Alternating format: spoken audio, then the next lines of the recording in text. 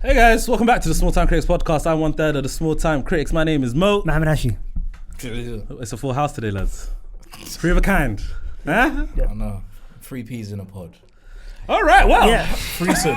Hey, let's continue. Just move on. Guys, we've got a lot for this episode. Thank you for joining us for another episode of the STC podcast. We've got some news that we want to discuss that we think is important. We've got some reviews. We've got the Roofman review coming up. We've got the Smashing Machine review coming up.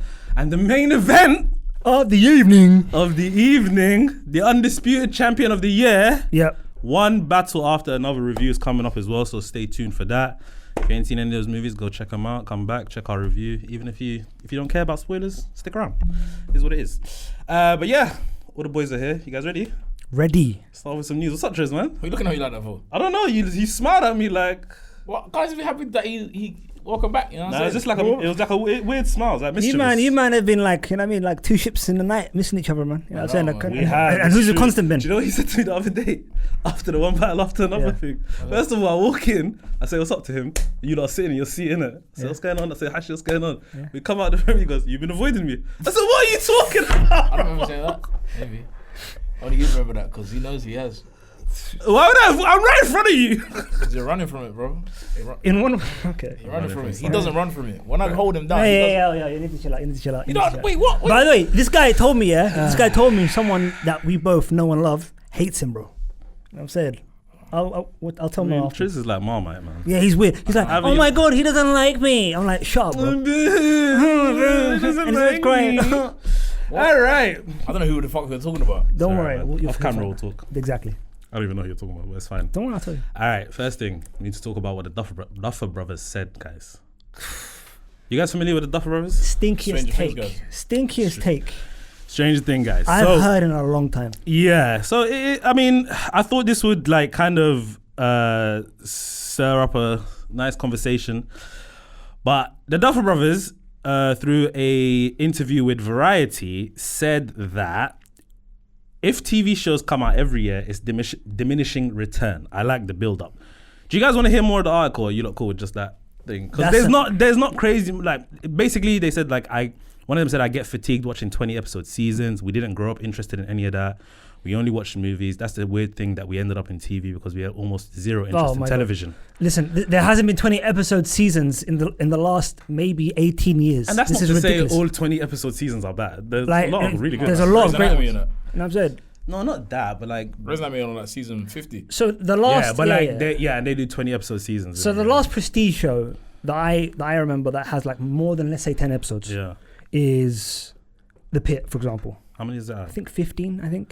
From what I remember. One season. It's one season. Season. It's one shift. It's incredible. If you haven't watched it already, watch that show, man. Emmy award winning, outstanding show. Definitely watch it. I've already seen the episodes. But it's okay. You can watch the rest, man. Anyway, God. So for them to say that is laziness more than anything else, because there's outstanding shows that are coming out year after year. Yeah. Succession did it. Yeah. Are they saying they're better than Succession? Are they saying they're better than Breaking Bad? Are they saying they're better than some of the best shows to ever come out? Look at what Slow Horses You're doing. saying because of how often those shows came out. Those shows come out and they're in the zeitgeist, they're in our memory. Whereas, and then a year later, another season. Whereas Stranger Things is, this may be a hot take, is an okay show. You know what I'm saying? Now, it had its time. It had its time. It really did have its time. But it well and truly fell off. Yeah. The thing that saved Stranger Things is Joseph Quinn as Eddie Munson. He revitalized that franchise. For me personally, he was an outstanding character, an outstanding actor, who then obviously from that performance has propelled himself into a wonderful career. I mean, the consensus was he was kind of the MVP of that season. Oh, without doubt. And that kind of catapulted him to. And then we're not going to talk about the atrocity about season 2, for example. Yeah. But again, for them to say this is ridiculous because look at Slow Horses. Slow Horses comes out every single year, and it's fantastic Emmy award winning television. You know what I'm saying? What I don't understand about the quote is... Such a dumb, stinky take, man. What I don't understand about this quote is, if TV shows come out every year, it's diminishing return, I like the build-up. Why don't you just make movies? Yeah. Because then you don't have to do one every year. You just release a movie, wait a few years, to write your script. Can they make movies? Huh? Can they make movies? I don't know. But I mean, they said they grew up only watching movies and not these TV shows. And then that's why they're so surprised that they're in TV now. So I don't know. It's just, it is such a weird take. I don't get it. Because this is the last season, right? This is the final season. I believe so. It better be. Would they close it with a movie? Stranger Things movie? the kids are adults, man. You know what I mean? But to Triz's point, if anything, this is one of the shows that they would probably be like, oh, a movie should come out for it. No. I would hope not. No, but these people have all got mortgages and like kids by now, man. That's ridiculous, man. Married, married, yeah. Yeah, it's true. What do you think? Are you still interested in Stranger Things, Triz? Not really. It's taking too long, bro. Yeah. You know what I mean, it's like, even like some animes. Like I watch a few that will come out, and when they're like they go on like this, they're still drawing it and still doing whatever. Yeah. Next they come out like Attack on Titan. Yeah. I think I was like, I don't remember, man. I must have been watching that in my 20s, bro. By the time the next season, the second season came out, I was like going into my 30s. You know what I'm saying, bro? I was like, what the hell? What's going on? My goodness, has both seasons of Wednesday and all of Squid Game come out in the time that Stranger Things has been between seasons? Must be. Squid. Oh, I don't know. That's a good. Squid Game was what? And Wednesday as well, because Wednesday came out last year, right? Yeah. Wait, so no, it came out this year, season 2. Yeah, season 2. But I'm saying the first season. Oh. So let's see. So if imagine a whole show has come out, been successful, had a second season. I think in the time of Stranger Things season 4 was 2022. Honestly, they're just. That's deflecting. mad, bro. I didn't realize it was 2022. I just deep that. They're now. just deflecting. Because obviously, look, when you make something like Stranger Things that's so popular, so big, it's like the next season has to be big. Do you know what I'm saying? It has to be crucial. It has to hit on all cylinders, and it's just pressure. Wednesday came out in 2022, season 2, 2025. Yeah, there you go. So they did do 2 seasons in like that time, Ridiculous. pretty much. It's actually crazy. That is kind of nuts, but hey, I mean, are we going to be seated for the next season of Stranger Things? I think we're professionally obligated to watch it. I won't binge it like I normally do. Yeah. All right, well, that's Stranger Things. I thought that was important to talk about. So, The Last Frontier, though. Started that, though. Outstanding, right? Apple TV. Okay, no worries, guys. There's a segment for that. Oh, yeah, we good. Sorry. Producers here. I just thought about it just now. Yeah. There's a couple of things we need to talk about, yeah. Bro, I just started yesterday. This is one Hashi wanted to talk about. Hashi felt passionately about this one. The Social Network 2 is officially going to be titled The Social Reckoning. Jeremy Strong will officially star as Mark Zuckerberg, replacing Jesse Eisenberg. And the film is also going to star Jeremy Allen White, Mikey Madison, and Bill Burr. And it's set to release in theaters October 9th, 2026. Now, Hashi, I'm not the biggest Social Network fan. I know you are, though. Are you a big Social Network fan? Yeah, I liked it. Good movie. I think it was fine in it. But a lot of people obviously say it's the best film that decade, whatever. Yep. I'm not in that realm, whatever. But you felt passionate about this. You felt like you were attacked when you saw this. It's an affront to me. This is a personal attack on Muhammad Hashi, without a doubt. Okay, why? This is one of the best films of that decade, without a doubt. Obviously, Academy Award-winning film for Fincher and I believe Aaron Sorkin as well. And some things in life don't need to be touched. You know what I'm saying? Yeah. And this is something that they've gone to and they're going to ruin. And again, Aaron Sorkin, incredible screenwriter, Academy Award-winning screenwriter. He shouldn't be directing this. The fact that David Fincher's not involved makes me physically sick. Yeah. And for them not to get it, and to see that Jesse Eisenberg, who was fantastic in the role as Mark Zuckerberg, literally embodied the character so well, is like, yo guys, read the room, read what's happening in the world. People do not want to see this. You know what I'm saying? And them still just steaming ahead, and then getting Mr. Character Actor, you know, like Mr. Method himself, Jeremy Strong, and he's probably gonna start, you know what I mean, wearing metal glasses and buying, you know what I mean, the same watches he gets and all this kind of stuff. Crazy guy, bro. Just start doing MMA like him and going on Joe Rogan. This makes no sense, man. Like Mikey Madison, after an Academy Award win, to do this ain't gonna be a good look. Why are they is this a decision from the studios? Like, why not bring back Jesse Eisenberg? He actually kind of No, they asked. They approached him first. As the Mark Zuckerberg. Yeah, they approached him first. And then he said no. He said no unequivocally. Oh, I didn't know that. Again, Mark Zuckerberg, he's the devil now. He's the devil. You know what I'm saying? He is the reason why the world is the way. Hold on now, brother. Sorry, guys. I'm getting a bit political. You know Justin Timberlake gonna be in it. Huh? Justin Timberlake gonna be in it. No way. I never saw his. He's got his own issues. Anyway. Jeez. Oh, God. I'm actually cooking people here. Yeah. Straight shots. But yeah, Bill Burr. Well, shame, bro. Come on. Do you know anything about the story? Like, where are they? Oh, so essentially they're going to talk about January 6th. What's happened to our world, misinformation, fake news, blah, blah, blah. How Facebook has been used as a political tool and all that kind of stuff. Oh. So it's going to really upset people on both sides, honestly. Hashtag woke, huh? Hashtag woke, yeah. Maybe a bit too woke. Is there such thing? Maybe. What are you saying? Are you looking forward to it? It's Hollywood, baby. It's Hollywood. I know you like some of these actors though. So yeah. So like Jeremy Allen White. Yeah. I mean, I'm not. Why are he playing Zuckerberg? It's good ahead. I mean, hey, that's not a bad shot actually. Yeah. I mean, I don't know. It's kind of pointless, but if it's gonna make bread, in it. Yeah, I guess so. I mean, you got people like this guy, like So never. Like, So your argument is capitalism.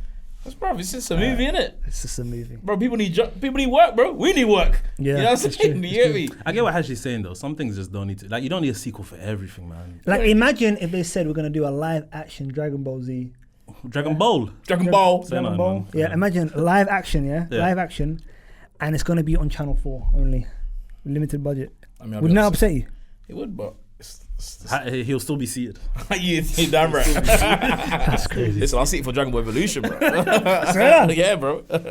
Wow. Shout out, So Hashi, you don't like this news. You don't even want this movie to come out. No. Yeah. No Fincher. You know what I mean? Yeah. No Fincher, no party. There you go. And no Muhammad Hashi either. I know you're gonna be seated though. You're gonna watch it, bro. You know what I mean? He's gonna get invited saying, "Oh, we'd love to invite you to." Yes. As soon as he comes out, cinema.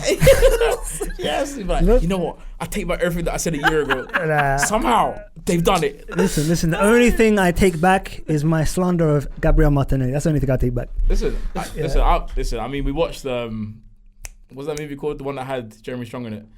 The Apprentice. The Apprentice. Yeah. Bro, obviously it was a tough film to execute. Yeah. It was executed very well. Yeah. Regardless of the subject matter, just Yeah. watching it, I mean, subjectively, just as a film by itself, it was a good film. Do you know Yeah. what I I'm saying? enjoyed that. Yeah, I his enjoyed performance is always going to be top. Do you know what I'm saying? So Yeah. it's like, end of the day, he's probably gonna smash the role. Do you know what I'm saying? So it's gonna be good to see. So Yeah, we'll see. All right, guys. Mikey Madison's probably the only letdown. Why is she doing this shit? She doesn't Yeah. do this shit. And Bill Burr as well. I'm so I shocked. mean, Bill Burr. I mean, he's a guy. He wants to work, bro. You know what I'm saying? Yeah. He wants to work. But people need jobs, bro. This guy don't want them to have jobs. He wants to do Matthew McConaughey and sit there for 18 months with no job, Oh, mate. bro. All right, well, guys, Man of Tomorrow. Fuck's that? Oh, Superman. Come on, man. Oh shit. Him saying that is mad. Yeah, it's a bit crazy. That's crazy for you, bro. Wake up. I thought it was a movie. I was like, what movie is that? So James Gunn finished the draft Yeah. for the script. He posted the cover of the Most draft. productive man in JG. Hollywood. Yeah. So what he says was, of course, I wasn't unaware because people teased that they thought it was a tease that Brainiac is going to be the villain of the Man of Tomorrow. Of course, I wasn't aware that when I posted the cover of the script that there were going to be discussion around that particular topic, but I think we'll hold off from what exactly is happening. He's keeping a lot of things close to the chest. Yeah. The Batman casting, all of that stuff. Henry Cavill, inshallah. Yeah. But yeah, I mean, it's also we've heard that it's going to be somewhat of a Superman and Lex Luthor movie. Yes. What do you guys think? Are you guys looking forward to this Man of Tomorrow? Listen, do you guys want to see Brainiac? Listen, Like, that run is a really good run. Man of Tomorrow. Yeah. Yeah. So It is. that story will be so interesting live action. Please, JG, I'm gonna address you personally, Mr. Gunn. Put Brainiac in this film, please, man. I've been waiting my whole life for Brainiac. Yeah, I've been to waiting be for live Brainiac action. too. So let's make it happen. Brainiac was in the CW series though. We don't. Yeah, but I didn't want. We don't. That was he was in the. I think he was in the Supergirl one. Yeah. Oh, that's it. I think yeah. And that was a really. Yeah, that wasn't hitting for me. And I mean the budget spoke for itself in that one. Like when I see Brainiac, like remember in Justice League Unlimited, the cartoon. There you go. Like, oi. That's what I want to see. Yeah. Yes. Yeah. I'm looking forward to. I mean, And that whole costume design as well. That's Yeah. exactly the art design. That's what I want to see. yeah. I'm not gonna lie to you guys. Like since Superman has come out, I've enjoyed that movie more and more every watch. I trust James Gunn, man. My question is, who do you think should play Brainiac? I would have got my guy. Who's that? I'm gonna butcher his name, so I'm not even gonna bother saying What it. does he play? He played the High Evolutionary in Guardians of the Galaxy 4. Oh. Okay. What's his name? He's really good, actually. He was in the Peacemaker season 1. Yes. He would smash that role, bro. Yeah. He would be good. Oh no, he would be good, actually. Yeah. Yeah. I don't know who I would want to play Brainiac. I don't think I put any thought to that, actually. For me, I don't know why automatically Benedict Cumberbatch came to mind. I don't know why. He does that. He's done a lot of that. Yeah. What's it called? Motion capture work, isn't it? Yeah. Smaug and whatnot. So Yeah. Smaug, by the way. Smaug. There's a joke about Yeah. that in Brooklyn Nine-Nine. Never mind. Yeah. I don't know. I don't know who I would want to play Brainiac. I just do it right, man. Just do it right. Just do it right, man. Just do it right. But I trust James Gunn, like I said. So so do I, bro. Anything that guy does, bro. Listen, that guy. When I saw Chukwudi Iwuji. Yeah, that guy. Yeah. When I saw, I sent it into the group chat on Insta. Oh, you're not in that, sorry. But what's it called? I just realized my bad. Thank God. You don't want to be in there. What's it called? Definitely. No, the joke this guy said to me. Stop. But what's it called? It was something that James Gunn wrote. I don't know if he directed it, but I think it was called like Superheroes or something like that. Talking about the movie superhero. Yeah. No, the superhero movie. No, he's talking about specials. Was it specials? Oh, okay. Bro, The specials. I was like, this guy has been in his bag for years. He's your favorite director, innit? He's not my favorite director. He's your favorite director, innit? The way you Don't talk lie, about the way you talk your about him. your eyes light up when you actually chat your dad, about him. bro. Oh, do you know what it is? Every time. Oh, well, every single Do you time. know what it is? It's just nice to see a director, that just gets it. He's You know so what I'm saying? giddy. Yeah, look at This must be how you feel about fucking Scorsese. Yeah, but literally like, oh my God, you know what I'm saying? Nah, that's different. That's levels. No. levels. But what I'm just talking about in the Yeah. level of like superhero stuff in it. It's I mean, He hasn't let you down, has he? I potentially he hasn't. I Yeah. potentially feel the same way about the Russos when it comes to this kind of stuff. Oh wow, shit. Okay. But again, their track record is a bit more lackluster. It's so funny. In one thing, you only believe in them, right? In one thing, The MCU only. Avengers. MCU only. That's what. as in the Russos. Yeah, you only believe in them. Yeah. I've seen the. Are you out here watching Cherry? Yeah? I've seen it. Keep him for Cherry. Yeah? I'm not campaigning for it now. But it wasn't great. But JG ain't let you down. Bro, he hasn't let me down. bro. Electric State. I didn't even watch that shit. Can't lie. Community? Community was lit. Do you know what I'm saying? Community was lit. But they had Donald Glover, man. Do you know what I'm saying? Yeah. When you got Donald Glover, you can do anything, bro. And Yeah. whoever the guy played Arbed was. Oh yeah. Yeah. But yeah, no, I'm a James Gunn, bro. The guys, he just gets it, bro. He understands this genre so well. Yeah. Do you know what I'm saying? I think we're going to talk about it more when we get to the What Are We Watching section, because I reckon Peacemaker's going to get mentioned there. But yeah. Probably. Let's get into the reviews, guys. That was our news section of the episode. Reviews, first one. The Smashing Machine. Now, Smashing Machine Roofman, I haven't seen. You guys went to the screenings for that. It's not out for the public yet. Civilians, sorry. Yeah, for the civilians. Hey, man. yo, Ain't out for that's our people. audience, man. Annoying. Chill out. I mean, he's a civilian too. Yeah. Nah, I'm not. I'm Bobby Brown, bro. I'm Bobby Brown. Okay. You don't want to be Bobby Brown. Why do you want to be Bobby Brown? Do you know his history? Bobby Brown's a divisive character, bro. He's done some very, very bad things, bro. Yeah, but I'm talking about Bobby Brown, not in those stuff, in the other stuff. Oh, the creativity. Do you know what I'm saying? This guy's crazy. You Bro. know what I mean? How spontaneous he is. Cokehead. All right, Smashing Machine. Triz, I'll start with you. What do you think, man? I know you're a big fan of The Rock. I'm hearing a lot of great things about the performance. Not that many great things about the movie, but I'm hearing the performance is solid though. So chat to me. Okay, cool. I will tell you this. It is a very good movie. It is one of the best movies of the year, I think. Okay. In my honest opinion. Is it a film that's going to be for everybody? No, I don't think so, because I think if you're not like too clued up on the history of Mark Kerr, that's the first thing. 2, you might not be into combat sports, or you might not be into sports in general. So that might even throw you off a little bit. But I think as a film, Benny Safdie, I mean, he doesn't disappoint in this one. And the performance of The Rock, like, the thing is, I know they keep saying this whole thing. He's like, yeah, I wanted to transform. I really wanted to change. Blah, blah, blah. And I feel like, if I'm being honest, I feel like I've seen him act like this before. Do you know what I'm saying? In like Walking Tall or something like that. I've seen this kind of caliber of acting before. It's just because we haven't seen it in a very, very long time from him. I thought what was the most the great thing about his performance was how he changed his speech pattern. How he would speak like a gentle giant, basically. You know what I'm saying? So big, like so muscular and all this kind of stuff, but so friendly and so, you know what I mean, so nice. I think that was probably the best part for me for the in regards to the performance. Physically, I think that guy can do what he wants. You know what I mean? Turn the juice on and turn it off. So it's not really too much of a task in that sense. But this guy was big, man. He was larger than life in this movie. I can't lie, bro. I think he was actually bigger than Mark Kerr, bro. He was. Yeah. Mark Kerr is not that big. Bro, Mark Kerr is a wide guy, but he's not like... Bro, this guy... Wayne is tall as well. Like. This Hey, guy... I wasn't as caught up as he was. Yeah. Yeah. This guy was mad. Yeah. He was looking crazy. And the prosthetics, man, that did it, man, they were nuts, bro. Like, Yeah. like there was some scenes, bro, where you look at his face, bro, it was completely different, bro. Yeah. Completely different. But all in all, I'm gonna say it was a wonderful film. I had a really good time getting to see the man himself and Emily Blunt's performance as well. She was great. And you know what? I think. Oh wait, wasn't there an appearance from The Rock and Emily Blunt? Yes, the screening. That's what you meant. Yeah. Sorry. Yeah. Okay, guys, that's sick. They was there at the screening, but I think Emily Blunt was the best person to cast beside him. Obviously, they've got such a good history together, like working together, and I think it was probably the best choice because it's probably allowed him to express himself more and be more comfortable in what he was doing. Not that he couldn't have done it with someone else, but I think because he knows her. You mean? Yeah, you got the best out of Dwayne Johnson. You know what I'm saying in that role. You could take more risks. Yeah. I mean, I don't know about kissing up someone else's wife, but you know what I'm saying. Fair enough. They're professionals, bro. It's called acting. They're professionals. All right, then. You know what I'm saying? I'm not an actor. you know what I'm saying, bro? But yeah, man, great. You enjoyed movie, man. I had a really good time. Hashi? This is the Dwayne Johnson I've always wanted in regards to the acting. You know what I mean? Because this is the guy that I saw this is the talent that I saw all those years ago. Yeah. This is the man that I wanted to see in the cinema year in, year out. And then we got what he became, Mr.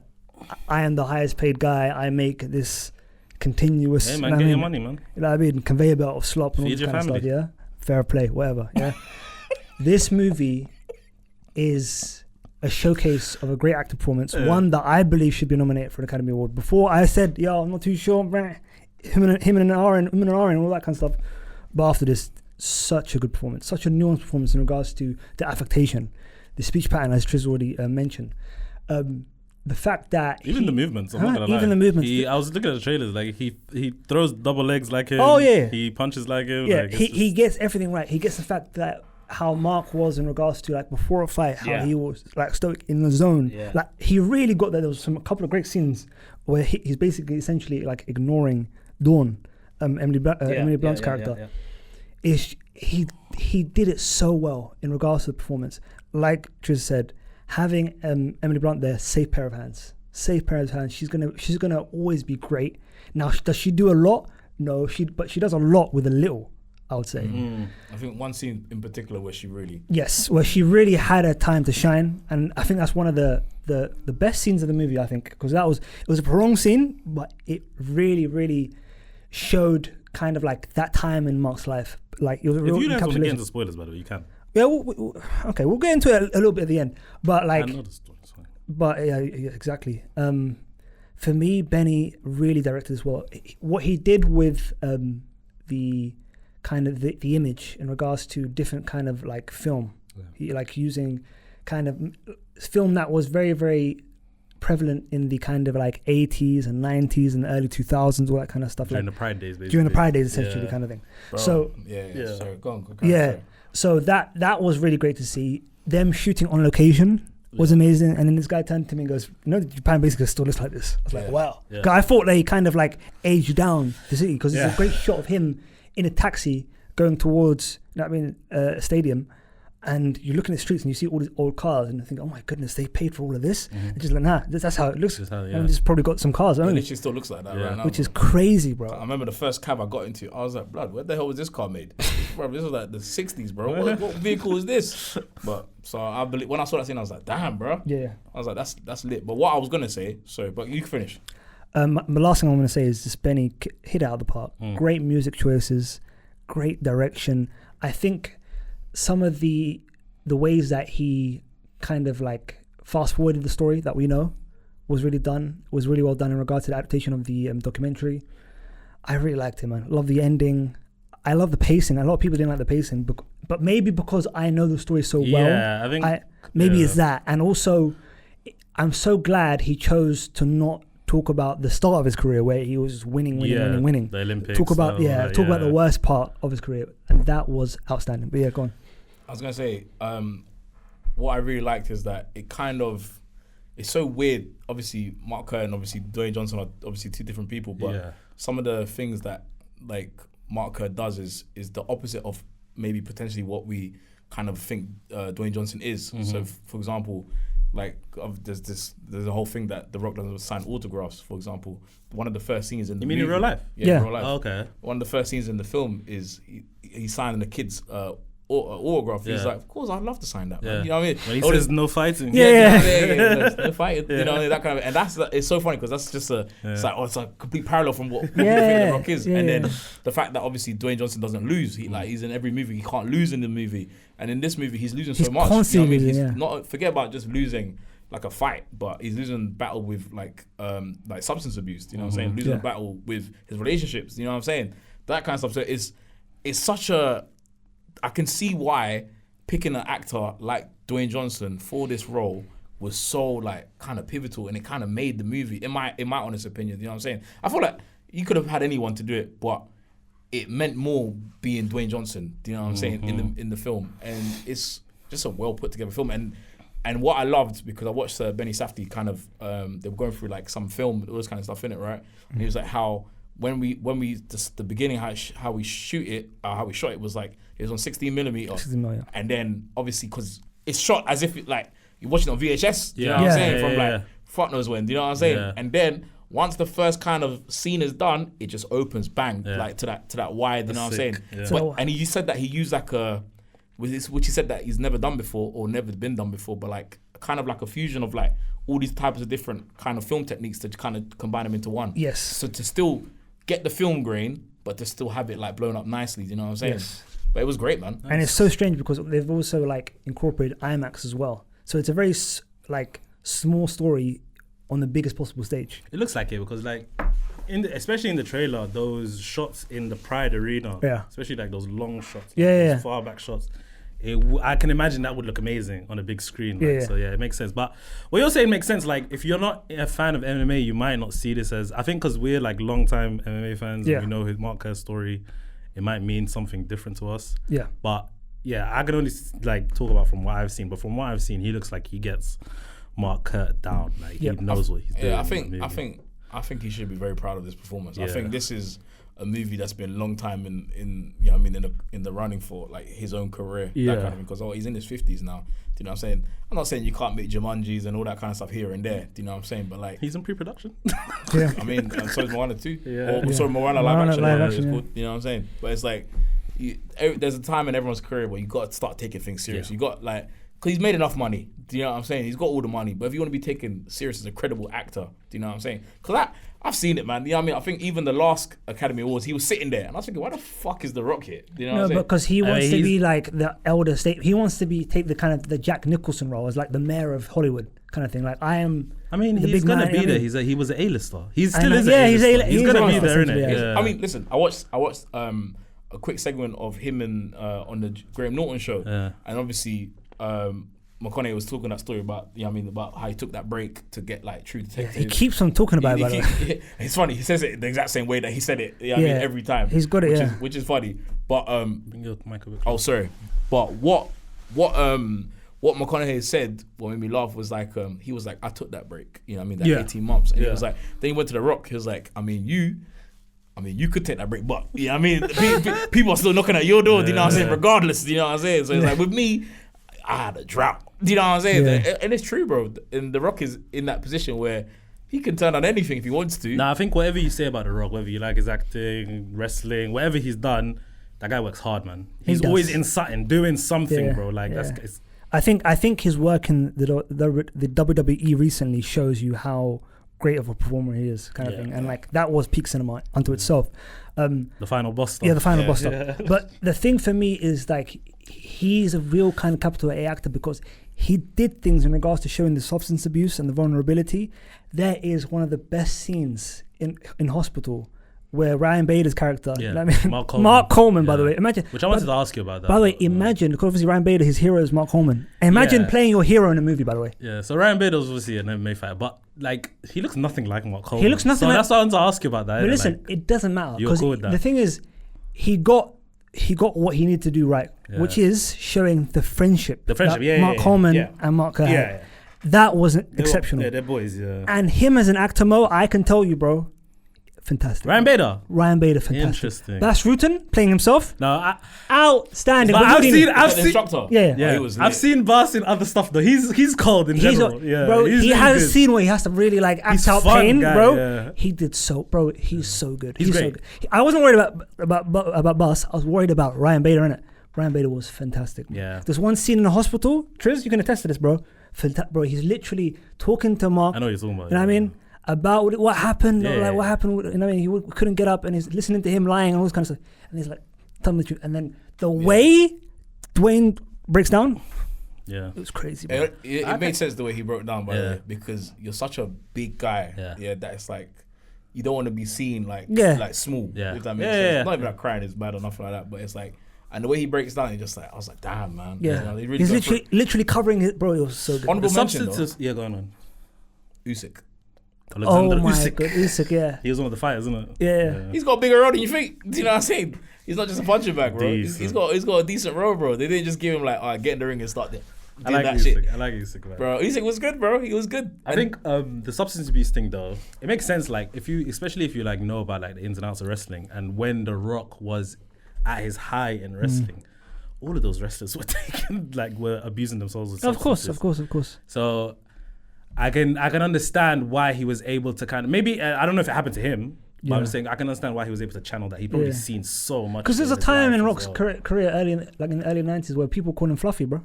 People call him fat, remember? Yeah. He wasn't like ripped and like his body wasn't thing in it. But when he got to like the late 90s, he was used to the girls. I think only because, especially wrestling at that time, it became so theatrical. Yeah. That it's like, if you had the lean guys, so you had like the Hardy Boys, you know what I'm saying? But then you have like the Dudley Bros, so they're like a bit more bigger, you know what I'm saying? They don't need to do whatever.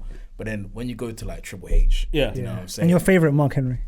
Mark Henry. You like Mark Henry types. Yeah, I'm saying. But like when you get to like Triple H kind of stuff, and then you see like, even then later when you get into what the hell's that other guy called, bro? That Sten guy. Fuck, what's his name again? What guy? Shawn Michaels? Again? No, not Shawn Michaels. Shawn Michaels was nuts, by the way. Yeah, Shawn Michaels had a mad career. What's it called? What's that guy, bro? Why am I mind going blank? Let me help you out. Oh my god, he's got two sleeves on both arms. Two sleeves. Short hair. Not Stone Cold. Two sleeves on both arms. Tattoos. Short hair. You don't want Undertaker, are you? No, what the hell? No, bro. I said ripped. Wham.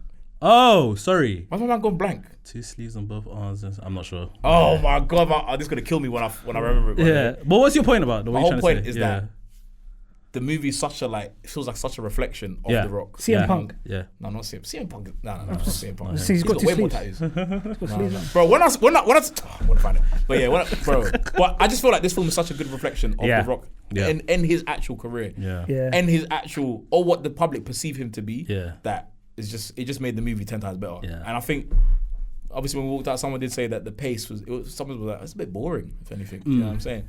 But I don't think a story about someone's life, especially what they've gone through, you know what I'm saying, is boring, especially with the way it's shot, bro. I think that's interesting you say that, because Quentin Tarantino one time, he said that he hates biopics because he thinks that like biopics for the most part are not interesting because people's lives as a whole are not that interesting. Yeah, do you know I what I'm agree. saying? No, cradle to grave, because he's talking about cradle to grave. Yeah, biopics. he's talking about like, if you have like certain aspects of someone's life and make a movie out of that could be interesting. But like if you follow a whole person's life, Jobs is a great example. Jobs, because it was a specific part of his Randy life. Orton. Yeah. Oh, Randy Orton. Okay. Yeah. Do you know what I'm saying? How big he is now, bro? Crazy, he's still on the juice. Yeah. I was saying that. Still on the juice. Allegedly. But anyway, yeah. Come on, so yeah. But yeah, you guys love the Smashing Machine, it sounds like. Yeah. That's good, man. I'm looking forward to it. I think it's going into my top 10. I think of my Mo, you're gonna love it. You're gonna be screaming from the rooftops about it, bro. You know me, Hashi. With these kind of movies, I got high standards, brother. Bro, I'm telling you right now, the Emily Blunt and Dwayne Johnson scene where they're just having a little kind of tiff, like an argument. There's a few scenes, but the main one, fam, it's crazy, bro. Crazy. I'm just happy to see Bas Rutten in a huge feature film like this, man. I didn't have. I was like, I knew it was gonna be great. It was Ryan Bader I was a bit worried about, but he was fantastic, man. You know what I mean? Bas Rutten, though, one of the most underrated fighters in the history of the world. Imagine his career if he didn't have the injury, bro. Imagine, this guy can knock you out with a slap. He made the liver kick famous, bro. I mean, looking at him, I believe you. But he's like the nicest guy you'll ever meet, bro. Yeah, absolutely sweet, bro. All right, Smashing Machine, guys. Scores out of 10. STC scores. What are you lot saying? Triz, I'll go with you. It's funny because I did a game at the end and I was like, what's The Rock's top 3 highest rated movies on IMDb right now? And where do you think Smashing Machine will rank? Okay. Top 3. Oh, okay. Top 3 highest on IMDb. This guy loves the game. He loves it. I love a game. Okay, top 3. Help me out. Let's work with it. Do you know the answers? I only answer. In the video. Okay. Highest on IMDb. Let's go with. I'm guessing things like Ballers doesn't count because that's a TV show, right? No TV shows, just movies. Fine. Jumanji, the first one. Is it not up there? No. He doesn't have that many. Gridiron Gang? No. I wish. I know. Walking Tall? No. Yeah, I know, bro. I know. You're gonna be really shocked. Tell me. At number 1 is Moana. Which I can see that. I can see that. No. I can see that. Actually, I can see that. I forgot about that. Yeah. I can see that. Number 2, even myself, I'm kind of forgetting, but I believe it is number 2. Number 2 is Fast 5. Yeah. And then and then Fast 7. Fast 7 is number 3. Yeah. Those are his 3. But the reason why people couldn't get Moana, because it's a kids film, man. You know what I'm saying? People, when they think of IMDb, they think of high art. Bro. You're such a snob. I am a snob. You're such a snob. I am. Moana's a banger. Great It music. is a good film. That's crazy. Gridiron Gang needs more love, man. It does, man. That movie. Goddamn 88. Oh man. First time I saw The Rock cry, bro. So where do you think Smash Machine will, well, you haven't seen it yet, but where do you think it will rank? Where do you hope it rank? I would imagine it would be just under Moana. I would imagine. But the thing is with these fast movies, way too many people love these movies, bro. Bro, it's mad, bro. Yeah. Bro, it's a pandemic in itself, That's bro. what I'm saying. Pandemic got this up. Bro. That Fast 5 was decent, though. It's the best one. Fast 5 was good, bro. It's the best one, right? Fast 7, I like Fast 7, by the way. Fast 5 is the one with the safe, right? Yeah. Fast 5 was crazy, bro. Yeah, it was crazy. Fast 5 was crazy. I was in cinema for that. It was great. Is Fast 7 the one where he takes out the cast? Yeah, bro. Yeah. Bang! Do you know what I'm saying? At the hospital. Did he fly out the window? I don't remember. He said this, Daddy's gotta go to work. Yeah. Bro. Actually, he didn't even bang it. Actually, just... No, he just kind of like flexed. He flexed his arm. And then he ripped it off. Yeah. That's mad, you know. Can never lose. It's come a long way, you know. I can't lie. Yeah, yes. All right, guys. That was... oh, wait. Scores. What did you say? Oh, I'm going to say... I'll say strong 8. Nice. Good man. I thought you were going to say 7. I was going to slap you, bro. It's an 8. It's an 8, yeah? It's an 8. Wow. It's an 8. Okay, that's high praise from you guys. It's a good film, man. Nice. Yeah, maybe I'm in the pocket because I'm an MMA fan and a combat sports guy. I'm not a big MMA fan. You know what I'm saying? Yeah. I'm not a big one at all. Yeah. I'm just, you know what I mean? I try to take... You're a big rock fan, though. So I like the rock. I makes do it, like the rock a lot Yeah. still. You know what I mean? That's my dream jungle. You're gonna love the end, by the way. You're gonna love the end. Nice. Okay. I didn't want to spoil that bit for you, so I never said it. Yeah. Okay, cool. See. All right, guys, let's move on. Our next review, Roofman. Yeah. This was directed by Derek Cian France. Is it Cian France? I was going to say Shan France. Starring Channing Tatum, Kirsten Dunst, Lakeith Stanfield, Ben Mendelsohn, amongst others. Yeah. Juno Temple, by the way. Yeah. So like I said, I didn't see this, but you guys went to the screening and saw this. From what I heard, you guys had a lot of fun. So I like the concept, by the way, of the movie. We were genuinely surprised because the thing is, we have to remember is. Quick question, Hashi. Is it more of a surprise than The Roses? No, The Roses was more surprised because I expected The Roses to be doo-doo. Yeah, okay. You know what I mean? Go on, carry on. But the thing is, obviously, this is going to play at LFF. Yeah. So the screening where we're at wasn't like packed. Oh. Yeah. So I assume a lot of people are going to watch it at LFF, and watching the film, you can see why it got put into LFF. You can see why. A really, really great film from top to bottom. Great story, real life story, by the way. Yeah, true story. Really well told. Like, I love the cinematography. I love the art style. Loved going back to the early 2000s, stuff like that. Production design, seeing like all this kind of old stuff, old designs of toys, like Toys R Us, McDonald's, all that kind of stuff was incredible. The central performance from Channing Tatum is really, really good. Yeah. Kirsten Dunst, really, really good. And it was so funny. I turned to Triz a couple of times. Just seeing Ben Mendelsohn, who's playing a pastor in the church, just singing and stuff like that and going crazy. I'm thinking that is one of the most despicable characters in Star Wars history right there. You know what I mean? One of the greatest character actors to ever live. You know what I mean? Out here singing and dancing, you know what I mean? In these little floral t-shirts, bro. You know what I mean? Shirts. It was just so crazy. For me, this was such a surprise, man, because the film was so good. And a testament of a great film is that it's making you feel, oh my God, don't do that. Oh my God, all that kind of stuff. Edge of your seat stuff. To the point where this brother at times couldn't even watch. He was like, oh, I can't, don't do this, bro. Don't do this. I saw my hat now. Like this, because it was like, because you're rooting for Channing Tatum's Jeffrey Manchester character so much. You're like, please, brother, don't do this, please, kind of thing. Because there's one scene where I was like, he's not going home. He's not. And this guy was like, if I was him, I would have been out of the country by now. We were going crazy, bro. You had a fun video that you put out afterwards. Where you're asking everyone how long they would last. Because the thing is, it's so true. Because because the thing is, with the Jeffrey Manchester character, he's such like a inherently in his soul, such a good person, such a person who loves love, who wants to be like. Always in a relationship, by the way. No matter what. My guy's on the run.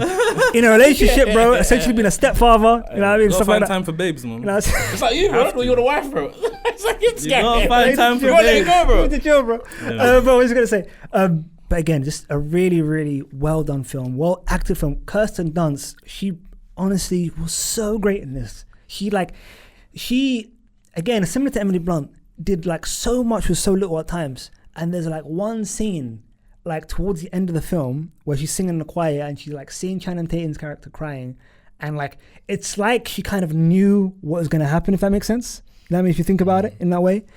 And I just thought, this is so good, man. Lakeith Stanfield was so fun. He was like the comedic relief, but also like moving the plot forward in a way. It was just a really well done like movie, man. It really was. Like Ben Mendelsohn, I'm not too sure why he was in this film. Again, a very, very small part, but because he's such great friends with Derek Cianfrance and it's been in so many of his films, I guess this was doing his boy a favor. Juno Temple, like... She's great in everything, man. But again, she didn't have anything to do, brother. She's actually so good. She was literally just Lakeith Stanfield's girlfriend in this. Oh, is it? And literally just picking up the phone, answering his calls. That was it. That's what she did. Am I right? Yeah. Bro, it was mad. But the movie was so well done.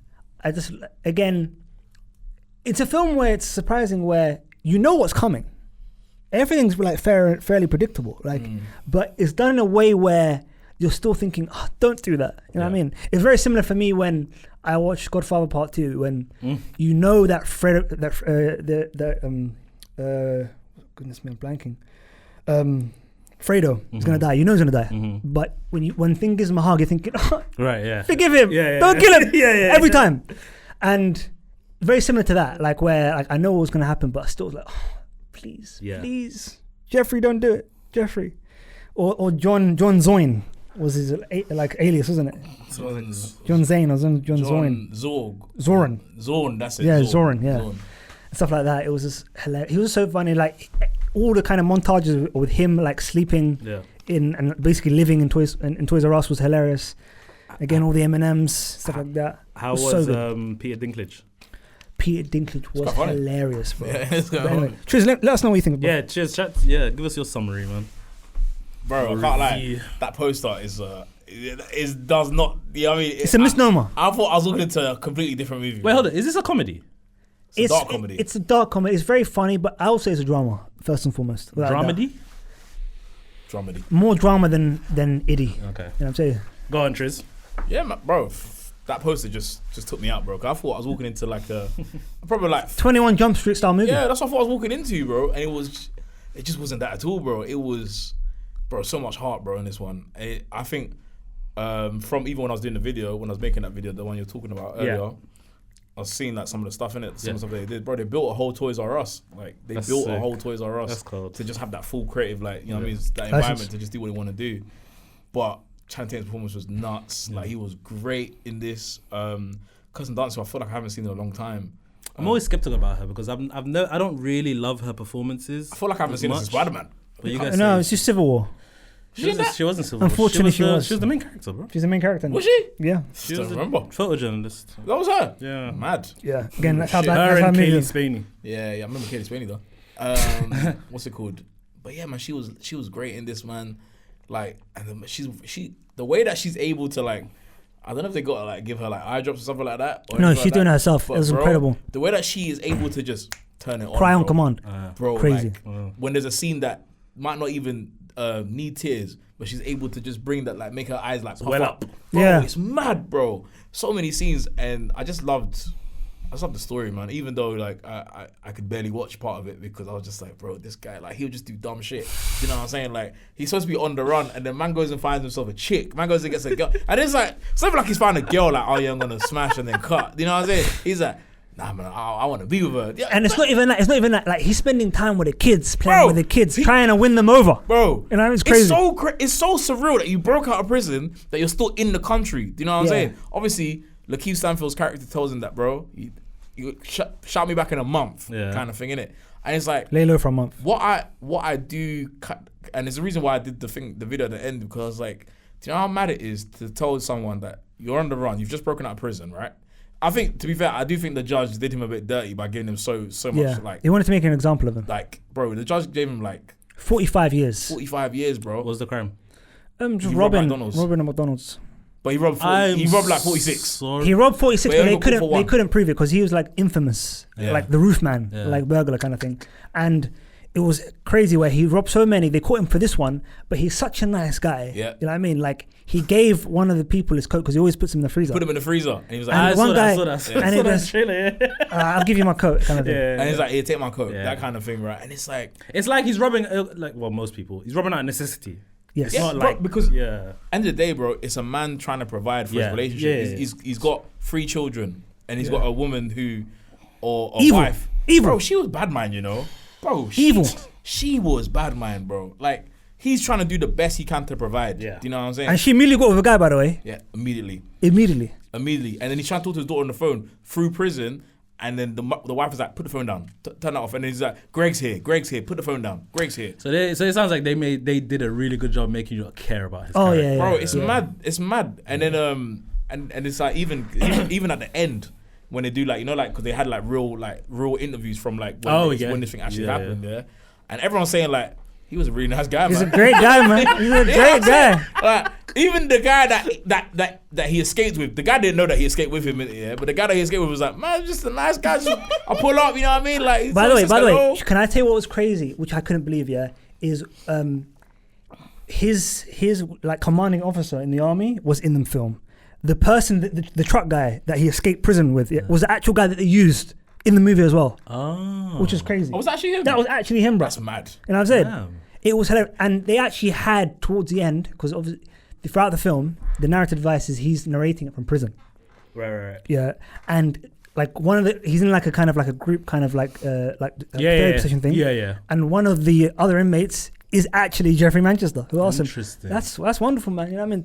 Tell me more. How did that love story end? Yeah, he was like, how did the love story end? Yeah, it's literally him asking Channing. I can't lie. The things you'll do for the Usna, bro. It's crazy. It's true. It's true. He's driving this brother mental, fam. Because the fact that it was the fact that he wanted to be part of this person's family so bad. And then it's like, she's literally got a whole life here, church, work, kids. Bro. And he's like, you ever think about just leaving? You know? He kept on saying that, bro. And like, he kept on saying, like, you don't have to, like, because he would steal so much stuff from Toys R Us and then sell it at a pawn shop and then come with like bare gifts, bro. Like, he decked the yard out for Christmas, bro. And she kept on saying, we just want you. John. We just want you. We don't want anything else. We just want you. So it sounds like his heart is in the right place. Yeah, his heart was always in the right place. Always. Or like he has bad luck. I feel like, if I'm being honest here, I feel like he's got a sickness, you know what I'm saying? And the sickness is that he loves too hard, you know what I'm saying? Because like, look at this, he wanted to provide for his wife, and the kids, right? Fair enough, I can understand. I'm not saying I would, but I can understand. You get me? You got to do a couple moves to make some money, right? Yeah, I fully understand. You know what I'm saying? He did what he had to do. Yeah. But then, bro, you then got to do 46, because then he bought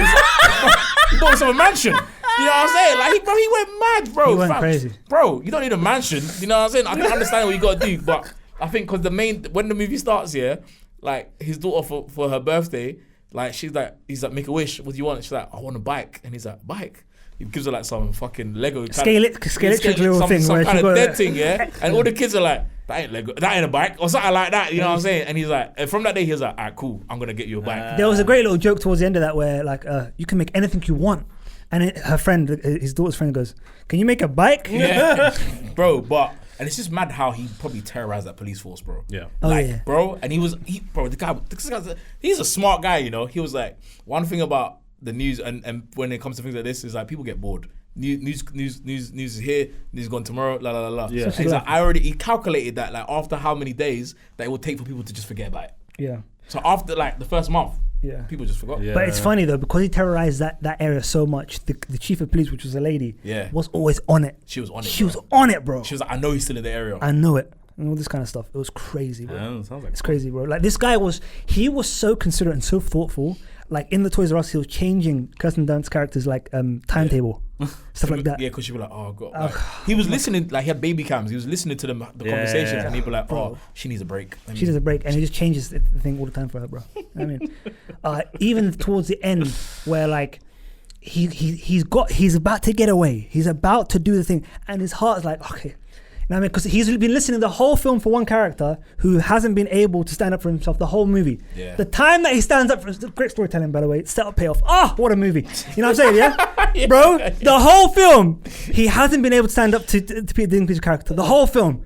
And basically, one of the person who brings the money in, like he has to hit him because the guy was about to bring his gun out on it. Yeah. And she's like, I didn't want to do that, man. Yeah. And then this character finally says, you can't, you're a bully. You're a bully. You're a bully. I hate bullies. This is what you guys always do. You look, he's hurt. He needs the ambulance. And because he knows him, he goes, oh, finally, man. Finally, this is the first time. This is the first time you stand up for yourself. It's today. And the worst thing is, I think he goes to try to call 911 in it, but then the police show up. No. He's about to call, and then obviously because he wanted to get out. He wanted to get out before 10. Yeah. I mean that was the whole plan. Yeah. Literally before Kirsten Dunst's character like starts her shifts, and literally because he had to call the ambulance, he literally turns around and she's come early, and bro. And the thing is, I am telling you for a fact, she knew it was him. Oh yeah. You know what I mean? The eyes. She knew it was him straight away, bro. Because the second that they look at each other, they go straight to his eyes. Yeah. And you just look at her face, and she just walks out or runs out. She's like, yeah, bro. Great movie, man. Great movie. And even the moment where like he is about to go, and things said like keeps like giving like the passports, all this kind of stuff, your tickets, everything. Here you go. Yeah. I've got people waiting for you. I got people waiting for you. Everything's sorted out. And he goes, can this wait? And I'm until after Christmas. Yeah. And I'm saying, come on, man. It's like crazy, bro. all this kind of. He's like, no. So casual, everything's man. been set up. Like, Bro, the guy. you're scot free. He's literally on his way to the airport. Yeah. And he's like trying to like not answer her calls. He answers her calls. And like everyone and their freaking dog knows it's a setup. Everyone does. And he's like, you gonna come for Christmas? You know what I mean? And all this kind of. And she's like, yeah. And then she says like, I love you in it, kind of thing. Yeah. And that's even if he wasn't aware up to that point, he should have been aware at that point. You know what I'm saying? Kind of thing. I feel like he done so much, yeah. But you know what I think? It's just because he integrated so much into this person's life. Bear in mind, he's got a kid, 3 children, by the way, and another family. Yeah. And it's like, I don't know how you can get so lost in someone else's next family that you're willing to just risk your own freedom. In a few months, by the way, only. Yeah, bro. It's crazy. Brother, it was mad, bro. It was crazy, bro. Brother, he's sick. He's sick man, bro. Because that ending was very similar to Breaking Bad when, like, Walt and Skylar, they've been like loggerheads the whole thing, and literally she's with the police kind of thing, and she basically tells him without saying it out loud that, you know what I mean, not to come back, and like you can see him like kind of crying, similar to kind of Channing Tatum's character, like, and he knew in it at that point, and then he left regardless. Whereas he should have left, but he didn't. Interesting. All right, powerful stuff, man. So you guys recommend people watch this when it comes out? Oh yeah. All right. Well, I need your STC scores, guys, for Roof, man. For me, let the people know. I am so shocked that this, for me, even like it didn't feel long. It felt great, guys. This is like, for me, even when I was on my way here, it's like 7.58, 7.58. I have to give this 8. I love this that much, man. This was on the same level as Smashing Machine. Yeah, I enjoyed myself and felt like a level of kind of cinematic satisfaction that I had with Smashing Machine. Nice. So I can't. I'll be doing myself a disservice if I said otherwise. Nice. You know what I'm Triz, what's your score, bro? Tough one, man. Honestly, tough one. You gave Smashing Machine an 8. I know. Is this on the same level or higher or lower? I think it's probably on the same level, but I think I enjoyed this movie more. So I'd that say makes sense. 8.5. Yeah. I hear it. I think I just enjoyed the movie more. Yeah. Even though it's bait, like you could literally, you know what I mean? You kind of know where the story is going.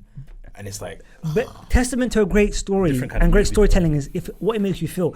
We were squirming in our seats, bro. You know what I'm saying? It's mad, bro. It's mad how I was feeling watching the movie. Bro, I was like, I could never watch it again. That's how bad it was, bro. Nah, I wouldn't say that. Because now that I know everything that happened, I can watch it and enjoy like loads of scenes. Like for without example, the anxiety. There's one scene where like Peter Dinklage's character comes in really early and he's showering. Yeah. And like he's got his like clothes are all like, you know what I mean, hanging up, drying, it's got like in the aisles, and it's drying and like stuff like that. And then he catches him like naked and he's like frantically trying to run around, all this kind of stuff. He's frantically climbing like naked. It's hilarious, bro. This movie's great, man. Honestly. Nice. All right, guys. before we move on to the main event of the evening, I need to know what you guys have been watching. Since the last time we were here in the studio. Triz, you know how you're thinking, so I'll give you a second. It's like homework. It does feel like homework. You should know what you've been watching. You should know what you've been watching. You should know what you watched. Even if you haven't watched anything, it's fine. But yeah. Hashi, what you been watching, bro? As you know, what you been watching? What do you want to recommend to the people? Talk to them. Okay. I want to first of all recommend people watch Slow Horses. Slow Horses it's always great. Fantastic. But this, I don't know how they keep on doing it, man. Fantastic show. It's kind of mad. Yeah. It's kind of mad how they keep on doing this. It really is. It needs more love. I wouldn't say it's like underrated, but something about it just needs more love. Like I don't know what it is. Yeah. But yeah. I also think people are really going to enjoy The Lost Bus, the Matthew McConaughey, America Ferrera movie, Apple movie. I was kind of surprised. I thought it would just be a typical run-of-the-mill TV movie, but it's got a lot more to it. I don't want to ruin it too much, and I don't want to spoil it. I don't know. Have you seen it yet? I watched it. All right. So that's an interesting one that I would definitely recommend. Again, I've been rewatching more PTA. I watched Magnolia. Same. I watched Magnolia. Yeah. Obviously, that's his longest movie. Magnolia is so good, bro. It's so good.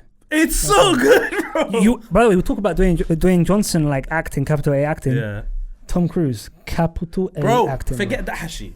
Tom Cruise, Julianne Moore, Philip Seymour Hoffman, Jason Robards as the old man. All of them were acting their asses off, bro. I couldn't believe it, fam. That movie is... I've seen this... The thing about PTA movies, I've seen most of them, innit? But I think I saw a lot of them way too early. Yes. I was way too young to see some of them. I'm telling you about how I was Boogie Nights too early. Bro, that's crazy. That's crazy. Too early, A lot of them have a lot of like complexities, a lot of symbolisms, things like that. It's not like what we're going to talk about one battle after another, innit? It's one battle after another is a different type of PTA film. Yeah. These ones here, now when I watch them as I'm older, I think this guy is quality, bro. Yeah, bro. He's so good at what he does. Julianne Moore is unhinged in this movie. Great. Don't call me lady. It's made 10 movies, isn't it? Yes. Yeah. Similar. Like don't do a freaking Tarantino, please. And they're pretty much all bangers, Triz. Oh yeah. Like, yeah, it's crazy, man. Like his worst movie is really not bad. Like his quote unquote like worst movie, which isn't a bad movie at all. At all. You gonna say Licorice Pizza? No. Hard Eight? No. Hard Eight's great. What are you talking about? Inherent Vice. Oh. That's not. That's what people say. That's is it? That's the consensus is that is his worst. No, it's not his worst. As in, that's not matching the other 9. That's the other 8. But I'm saying it's the bottom of the list. It's the bottom of the list. You know what I mean? Interesting. And even then, one of the best Josh Brolin performances out there. It's really good. You know what I mean? Moto Panakeko. Moto Panakeko. I haven't seen this movie. Good. Moto Panakeko. Bro, yeah, watch some PTS. It's really good. Bro, it's really good, man. You'll be rewarded, bro. You know what I mean? Julianne Moore, don't call me lady. Listen. Shut up. Shut the fuck up. By the way, Punch Drunk Love is up there for me, by the way. Bro. Philip Seymour Hoffman, bro. When he said, shut. He said, did you just tell me to go fuck myself? That phone call, bro. What about Adam Sandler? I got a love in my life. It makes me strong. Stronger than you could ever imagine. It's so good, man. But yeah, what else have you watched? Magnolia. Task. You man. Task. I need to get into it. Task. Man. I've only seen an episode. Task. Yeah. Mark Ruffalo. Yeah. Tom Pelethri. Yes, I believe. Whew. You man. Quality, this show is cooking with grease. Nice. Honestly. And I would be remiss. And Triz was going to also attest to this as well. Yeah? Okay. I don't like that he did that. I don't like what you're doing. Oh, yeah. Okay. It's Peacemaker. Yeah. Oh, we're going to get to that. Yeah. But if you want to get to it now, go on. Up to you. Like this recent episode. All right. Okay. Everyone's seen episode 6, yeah? Yeah. Can I just say something here? Spoilers for Peacemaker season 2, episode 6, yeah? Hearing the words "one got out" is both funny and terrifying at the exact same time. I was so scared for her, bro. It's a black. By the way, but the way the camera moves around, and it's the way they did it so good. They're building up the tension. You know, there's something weird about this place. Yeah. And as soon as they built up well, like as soon as she says, let's go take a walk, they're like, nah, don't take that walk, man. Yeah. And it's so wonderful. It's so wonderful. Like, obviously, one guy is crazy. Yeah, that's crazy, man. So they've got all of them locked up somewhere, not just black people. And then it's like, Bro, It's fucking crazy. listen, I can't lie. I did not expect that at all, bro. Maybe I haven't read enough Peacemaker comics. I don't know. My thing is this, the one like maybe like thing I want to ding on. I don't know if you heard my voice note, but essentially, for James Gunn to come out and say, I didn't think that my silly show would kind of create any kind of discourse and be kind of like a mirror to our current times kind of thing. Because I make my stuff for the audiences and to tell great stories and all that kind of stuff. And I was like, that's a bit disingenuous. Is this about what you said about Superman? Not Superman per se, but that, he added to that. Yeah, he added to that same thing as well. So for me, I was like, come on, bro. Like everything you do, even what we do and say, you know what I'm saying? He's trying to keep the bag. I think, bro. He's not trying to lose the bag. I guess so. Honest, bro. I just think he's just being, you know what I mean? He's just doing the media run, you know what He's not losing the bag. He doesn't want to lose it. You get me? Bro, he said... He's not a stupid person. He knows what he's doing. You know the conflict that's happening, yeah? He said, I wrote this before anything happened. Yeah. Bro, so you wrote this at 9:35? Yeah, 9:35, yeah. Ridiculous. But yeah, I mean, it is what it is, bro. He says, take whatever you want from that movie. That's how we depicted it. Yeah, and then take whatever you want from what's happening like in America right now. Yeah. In comparison to episodes, I think like Tim Meadows, he did a thing where he Bad said, boy, bro. Oh, outstanding. He said before watch episode 6. Yeah. When HBO like, why would he do that? I mean, it's part of the thing. Like, I remember when all like the series got sent to like all like press and all that kind of stuff. I remember Brandon Davis was interviewing Gunn and was like, "Yeah, man." He's like, "How's it going?" Like, you asked him, how you enjoying it? He's like, "Oh, it's so good. I need that episode 6, 7, and 8 though." He's like, "Don't worry, that's gonna come soon. You wait for those ones. Yeah, those ones are gonna be big." And you can tell why. Like, because I'm very thankful. I got the first 5, and I was like, it's very confusing because like the way episode 5 ends, you're thinking like, why would you not give me 6? You know what I mean? 7, 8. Like maybe there's many shows that you get screeners for. Why should they? That's a great cliffhanger for episode 5 though, no? Yeah. That's when he leaves, right? Yeah. But the thing's like, why not? All right, if you don't want to give us the last episode, the finale, I get it. You know what I'm saying? This is the finale. You know what I'm saying? It's your crescendo. But like a whole kind of basically 3-episode arc. Is a Maybe he knew that. But then he probably knew there would be a lot of talk with. That's why it's disingenuous for him to say what he said. It's disingenuous. It's just the way you have to play it. You know what I'm saying? You got to play the media as the stupid. You know what I'm saying? And that anything you will say will be used against you in court. You know what I'm saying? Which it will. So if he says, "Oh yeah, listen, it's literally a straight depiction of the current times we're living in. How I feel like black people and people of color are being segregated or being felt like they are on." If you start going into that run, they'll be like, "What the fuck are you saying? Why are you saying this?" You know what I'm saying? Warner Bros. Be like, "Are you mad?" Do you know what I'm saying? So you play them like how they are. They're sheep. So you know what I'm saying? Oh, I didn't even realize that's what I was doing. Oh my god, crazy. Do you know what I'm saying? Hope you like the episode. Do you know what I'm saying? I do get what you're saying, but he's still like depicting it in the show though. But that's what I'm trying to say. And he's saying what's happening in our current times is like bad, but I wasn't writing it for that. Look, there was a video that Straw Hat Goofy did. Yeah. He came out saying when the first couple episodes came out, he said, "Feels weird that there's no people of color there." La la la la la. All this kind of stuff. That's the video. That's what a lot of reactors say. That's the video that he said, right? Yeah. And then as we now see episode 6, he's like, "Wow," you know what I mean? And now he's talking about it, right? If you see the comments are saying N-word. Trust you to feel like there's a problem when there's no problem. He's other comment. That's a perfect world for me. Or like all these But do you see what I'm trying to say? Like, and it's like James Gunn, and this is why I started the pod. What did I say, bro? I trust this guy when it comes to this genre, bro, because he's able to tell these kind of superhero stories, but embed them with real life shit. Do you know what I'm saying? I do get what you're saying, but I do think that there's certain people, when they get to a certain level, they can kind of say what they want, bro. Have you seen what the things Sean Penn has been like? Okay, Sean Penn has said some mad things. How old is Sean Penn? He's old, though. But how old is he? He's what? 70 something. Yeah. 70s, right? Yeah. Cool. Sean Penn is there, and he's an actor. Yeah. You know what I mean? Look, flipping Javier Bardem comes out saying whatever. These guys are at the end of the career, they're actors. You know what I'm saying? They can go into different things. As a director, bro, if you get shut down and say, "Listen, we don't." He's not just a director, bro. He's a screenwriter. He's every. Bro, he owns DC. He's the head of a studio, bro. I know, bro. I can't lie to you. For me personally, I'll be doing the same thing he's doing, bro. And it's mad. No, I'm not saying don't do the same. Like, he's a white man, so if anything. He probably could. He can get away with it. That's the point. What he wants to, he probably could. Yeah. Well, I think it's quite respectful, bro, that he's saying, you know what, I'd rather just keep my mouth shut because whatever I say is always going to be, you know what I mean, I'm the nail, these are the hammer. Do you know what I'm saying? It's always going to be that situation. It's always going to be a lose-lose. So the best way to play play it conservatively and just play it, or diplomatically, whichever word you want to use. Do you know what I'm saying? I guess I see both sides. I don't know. Yeah. I think I see both sides. I do get what you're trying to say. Like, he needs to protect himself as well at the same time. But bro, you gotta protect yourself, man. You gotta protect yourself. Also, at the same time, we know what we're seeing. Yeah, and we know when you're chatting shit. But this is the beauty of this guy, bro. When it comes to directing, when it came to Superman, do you know what I'm saying? Me, this guy, probably maybe 20 other people in the room understood from the first 30 minutes that we saw Superman that these lot were talking about a political, you know what I'm saying, a genocide that's happening right now. Israel and Palestine. You know what I'm saying? They're talking about it, right?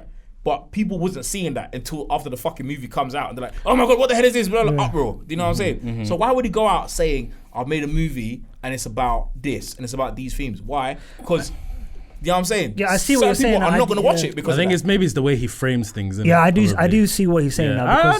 Because it was actually so crazy. Like, because we came out of that kind of the premiere event kind of thing where we saw the first 30 minutes, no one was talking about that. Yeah, like, bro. You and I said, if like, and we'll be generous, maybe 5% of the people that were in the cinema on that day probably understood what was happening. Because the people talked to outside, no one was getting it. Plus, no one was clocking it at all. Which is crazy, by the way, if you deep it. No, I think as well, James Gunn, obviously, what was that show called Specials, right? The movie, whatever the movie is. I think this guy's come a long way from how he used to think about the world to how he thinks about the world now today. Do you know what I'm saying? If anything, I see it as like his own like kind of redemption, where it's just like, you know what? That's. I'm just telling you what I feel in it when I watch the stuff that he makes. Do you know what I'm saying? Because I've seen some of the stuff that he said. I'm not saying he's a bad guy, but he said some. I said it in my last video that I did. I said he's one of the more edgier kind of directors. Do you know what I'm saying? Yeah. That's always pushed things maybe a bit too far. Even when he was at Superman, he said a few things that to a British audience, they were like, huh? What are you saying? You know what I'm saying? But these are just jokes in his head, and I found them quite funny, but I like his humor. Do you know what I'm saying? So I can see he just has to be very reserved. You know what I'm saying? I'm sure he's got like, you know what I mean? A crazy PR team. A media handler saying, listen, you need to chill, man. You know what I'm saying? You got to relax. Whatever you're going to say, keep it like this. Don't steer things this way because they're going to take it this way. Do you know what I'm saying? So that's what he's just doing. He's just playing it smart. I think anyone think about it like this, bro. He's a studio head that is on podcasts, that does PR runs, that is making films and series non-stop, bro. And writing, non-stop. Bro. Fam, he could be penalized in any of these kind of things, bro. And I think you've already seen it, bro. The DC fans of old still hate this guy. It doesn't matter what he does. Yeah. You know what I'm saying? It doesn't matter what he creates, they hate him. Do you know what I'm saying? Yeah. And if anything, he's the best thing to happen to that studio right now. But I think when you've wanted to be a filmmaker for so long, like being under the school of Roger Cormack, like making these like really kind of schlocky kind of B movies, and then getting to a point where like a studio would trust you with Scooby-Doo, you know what I mean, kind of thing. And then by the grace of God, then Kevin Feige say, yo, do you want to do like a Marvel movie? What do you want to do? I want to do Guardians. You know what I mean? And then getting your break, a big break, then having the career that he's had, and then for him to basically be able to write his own check, do whatever he and every single filmmaker just wants to be, oh, I want to do this, I want to do that, I want to make sure that I have full control of this. You know, do you not think Martin Scorsese wants to, I mean, make sure that he has the say in the marketing, like the financing of every single one of his movies? Of course he did. Kool-Aid. You know what I mean? But he can't. You know what I'm saying? Kool-Aid. You know what I mean? So I do understand why he's got so many fingers and so many pies in it, kind of thing. But like, it's just very interesting, the discourse. But ultimately, the show's outstanding. Yes, the show is outstanding, man. Yeah, the show's great. What else? What are you watching? I watched I Swear at a secret screening. That's a really, really good movie, man. Yeah, it's about it's a true story about a guy with Tourette's syndrome. Yeah. And they kind of show him from as a kid as he grows up, and he in real life he got I think it was an MBE or whatever it is from the Queen and whatnot. It's a touching story, man. It's heartbreaking, it's heartfelt, it's really good. It's acted brilliantly as well. So yeah, I would recommend everyone go see I Swear. Rewatch Mulholland Drive. Mulholland Drive is a great movie from the great David Fincher. David Lynch, excuse me, David Fincher. What's wrong with me? David Lynch. Magnolia. Watched Magnolia and first episode of Gen V. Okay. Which Gen V, I don't know, man. I finished it. You liked it though, right? I remember you said, I think somewhere, I can't remember where you said it, but you said it. I haven't even. Was it Gen V that you said you liked, or was it Peacemaker you said you liked? Peacemaker. I've done my review for Gen V the whole season 2, but I haven't put it out yet. But yeah, I finished it. In regards to Gen V season 2, it is a very respectful piece of media. you know what I'm saying, obviously the passing of Chance Perdomo, untimely and obviously unfortunate, of course. Yeah. And I think they've done the best with what they've been given, because obviously they still have a narrative to push in regards to all the events that happened in season 1, and they've tried their best to handle that. And I think I will say they've done it well. It's a tough situation to be in. I don't want this to sound morbid when I say it, innit? Yeah, that's the only thing. But it's like, because I feel like in every kind of, I'll say scene and episode, they do their best to pay respect to the man. You know what I'm saying? And I don't know if that's at detriment to the actual season and story. Yeah. You know what I'm saying? Yeah. That's the only thing I will say. And I feel like if you're a fan of season 1, you're going to like season 2. Yeah. I don't think you'll like it the same as season 1. Do you know what I'm saying? But I think they've done a marvelous job in regards to handling that situation and still being able to tell a coherent story. So for that, you know what I'm saying, round of applause to them, man. And you know what I mean, I think, you know what I mean, Chance's mum, you know what I mean, everyone that is family and relatives and friends, everything. I think they should be very happy with what they've done. Yeah. You know what I'm saying? I think that's that. Honestly, I think they've done the best that they could do. I think they've done the best they could do and still make it entertaining. Do you know what I'm saying? Still make it entertaining. For me, I echo everything he said. I've only watched 4 episodes so far. Again, I just feel like it hasn't kind of got to level of season 1, obviously because everything that's happened. It's just a victim of circumstance, unfortunately, kind of thing. I think that's the best way of putting it. But my man, sorry to cut you off. My man from one of my favourite shows, Midnight Mass. That plays Hamish Linklater. This guy's crazy actor, man. He's a G. Love this guy. Outstanding actor. What's Cypher? Cypher's playing the new dean of. He's the guy from. Midnight Is Mass? he the guy from Jumanji? The first Jumanji with The Rock, or the second one? He's one of the kids. Wait, kids? That goes into the game. No. What? No. Do you know who I'm talking about? Yeah, that's not Hamish Linklater. He looks exactly like him, you know. Well, the guy that says, "Welcome, kids." He's there. I only saw the first episode. I saw him in that video with the kids on the stairs, and he's introducing like the school and stuff like that. Yeah. That's him, right? Yeah, that's him. Bro, Midnight Mass, bro. That's the first time I've ever seen him. I think that's the best thing he's ever done. I think that's the best thing he's ever. I think he was sick. I loved him in that. He was incredible in that. All right, well, cool. 1 second. I need to find this kid, man. This is gonna annoy me, bro. Gen V, Peacemaker, first episode of Alex Wolff, is that him? That's not him, innit? He looks exactly like him to me, bro. No, he doesn't. I don't know why he looks like him to me. What? He looks like his son. He looks like, or like a younger version. He's right. He is right. He is a right. way younger version of him. Yeah, that does look like him. You're just in your heart, you're a hater. That's what it is. Hey, listen though, Last Frontier episode 1. Shoes was gonna say he doesn't look like him no matter who I showed you. Apple TV. Apple TV, what? Apple TV. There's a new show called Last Frontier. Oh, is that the Jason Momoa one? No. It's that's the chief of whatever. Oh, that's what it's called. Jason Clarke though. Jason Clarke. Okay. He's the lead of that. Yeah. Which I'm surprised, because there's not really much of him in All right, enough of that. We gotta move on, lads. The main event of the evening. As we're here, man. Oba. Huh? Oba. Yeah, Oba, I guess. We are here For the One Battle After Another review, directed by the great Paul Thomas Anderson. Written and directed, excuse me. You always help me with that, thank you, man. No problem. Starring crazy cast: Leonardo DiCaprio, Sean Penn, Tiana Taylor. Who else we got here? Benicio del Toro, Regina Hall, Wood Harris, Chase and Finney, Alana Haim, Jungle Pussy. But yeah, man.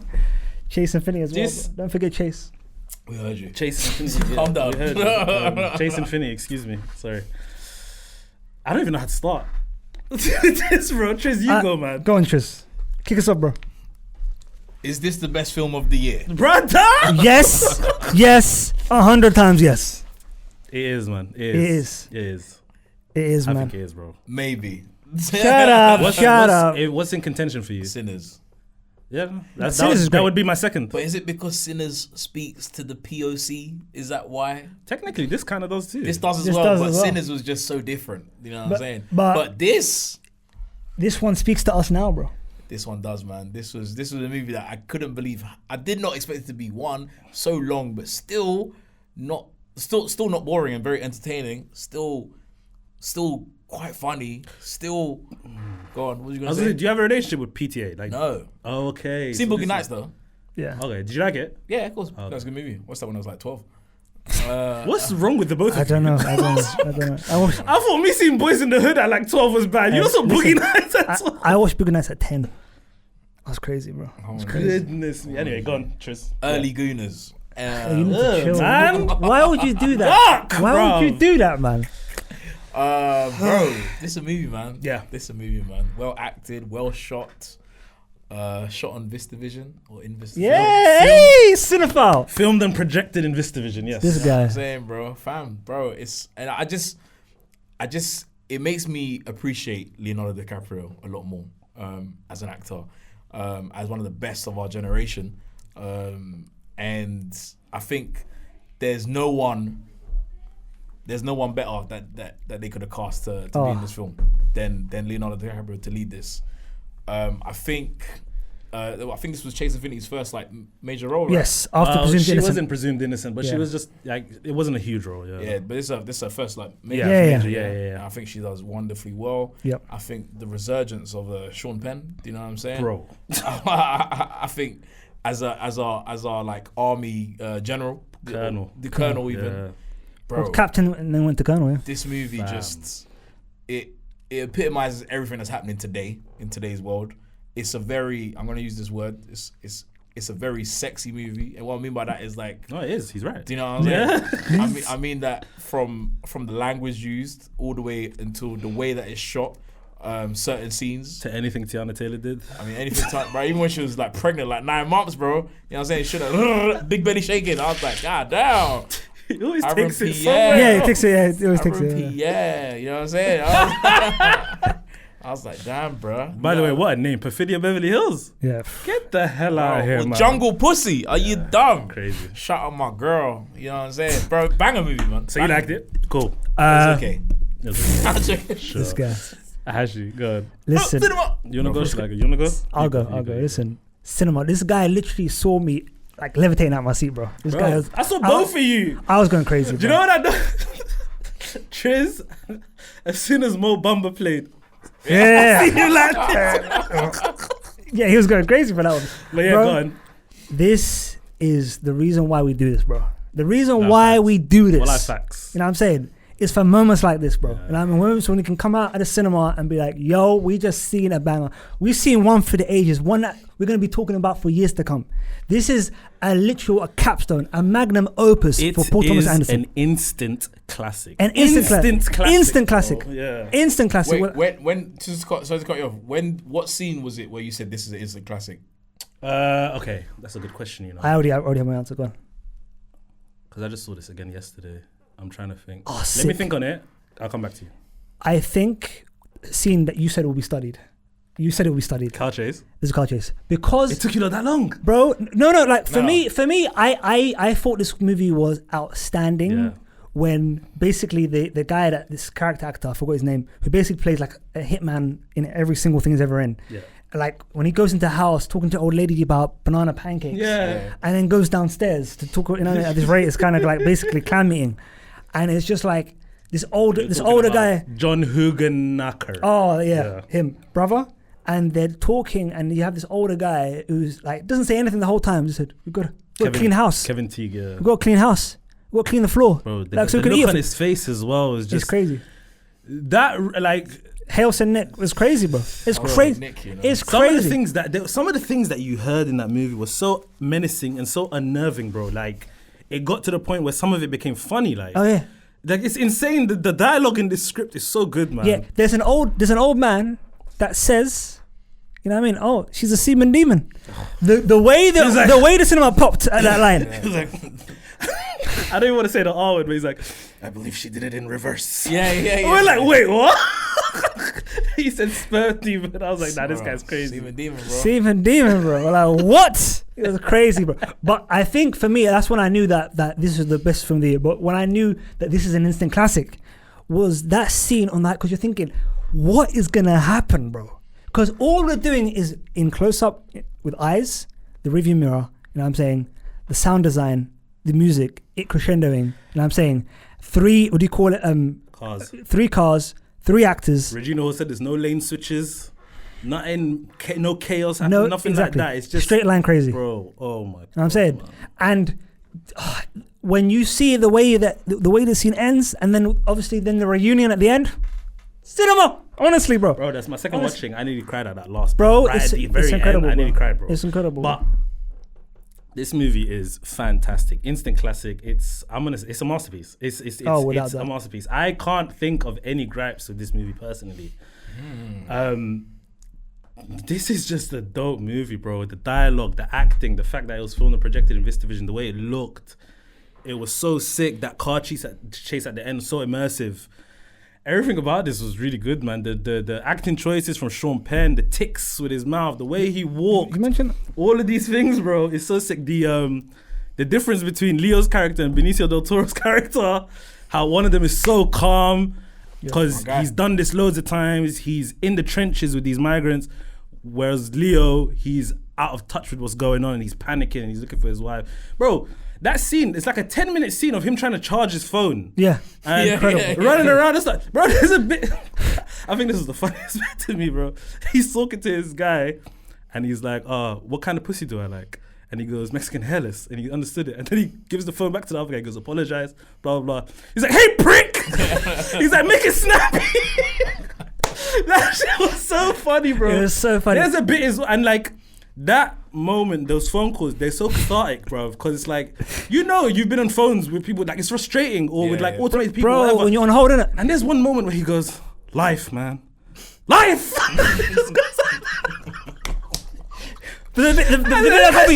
Go on. Then he's like, what time is it? He's like, what time is it? But he said the tourist is like 8:15. He's like, wait, what?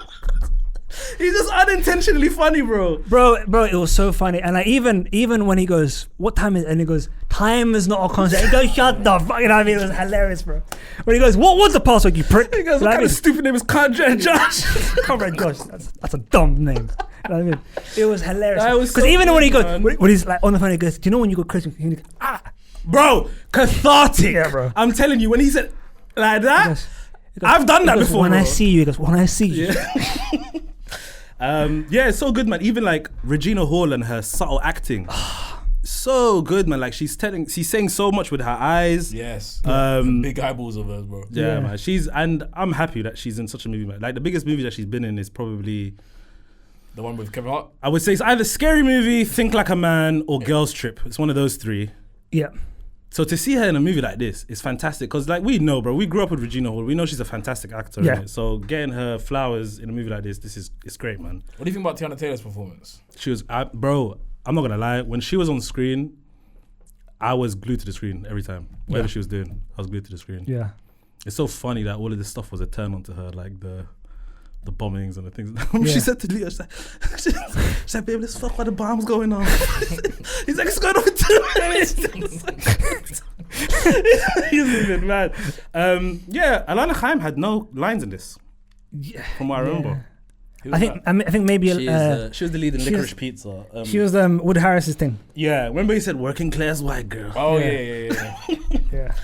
But her death scene was cold though. Cold, for surprise. The wig fell off. Yeah. It looked sick, man. But yeah, man, this is a fantastic movie. I feel like we can talk about this for time, bro. I think the way it delves into kind of like race and the current kind of like political discourse in America is like done so well. Women, exactly. That as well. And I think specifically in regards to kind of like, it shows you how dumb racism is because it's so hilarious how these people talk. Because again, it's like parallels to the Proud Boys and stuff like that, and all these kind of things and stuff like that.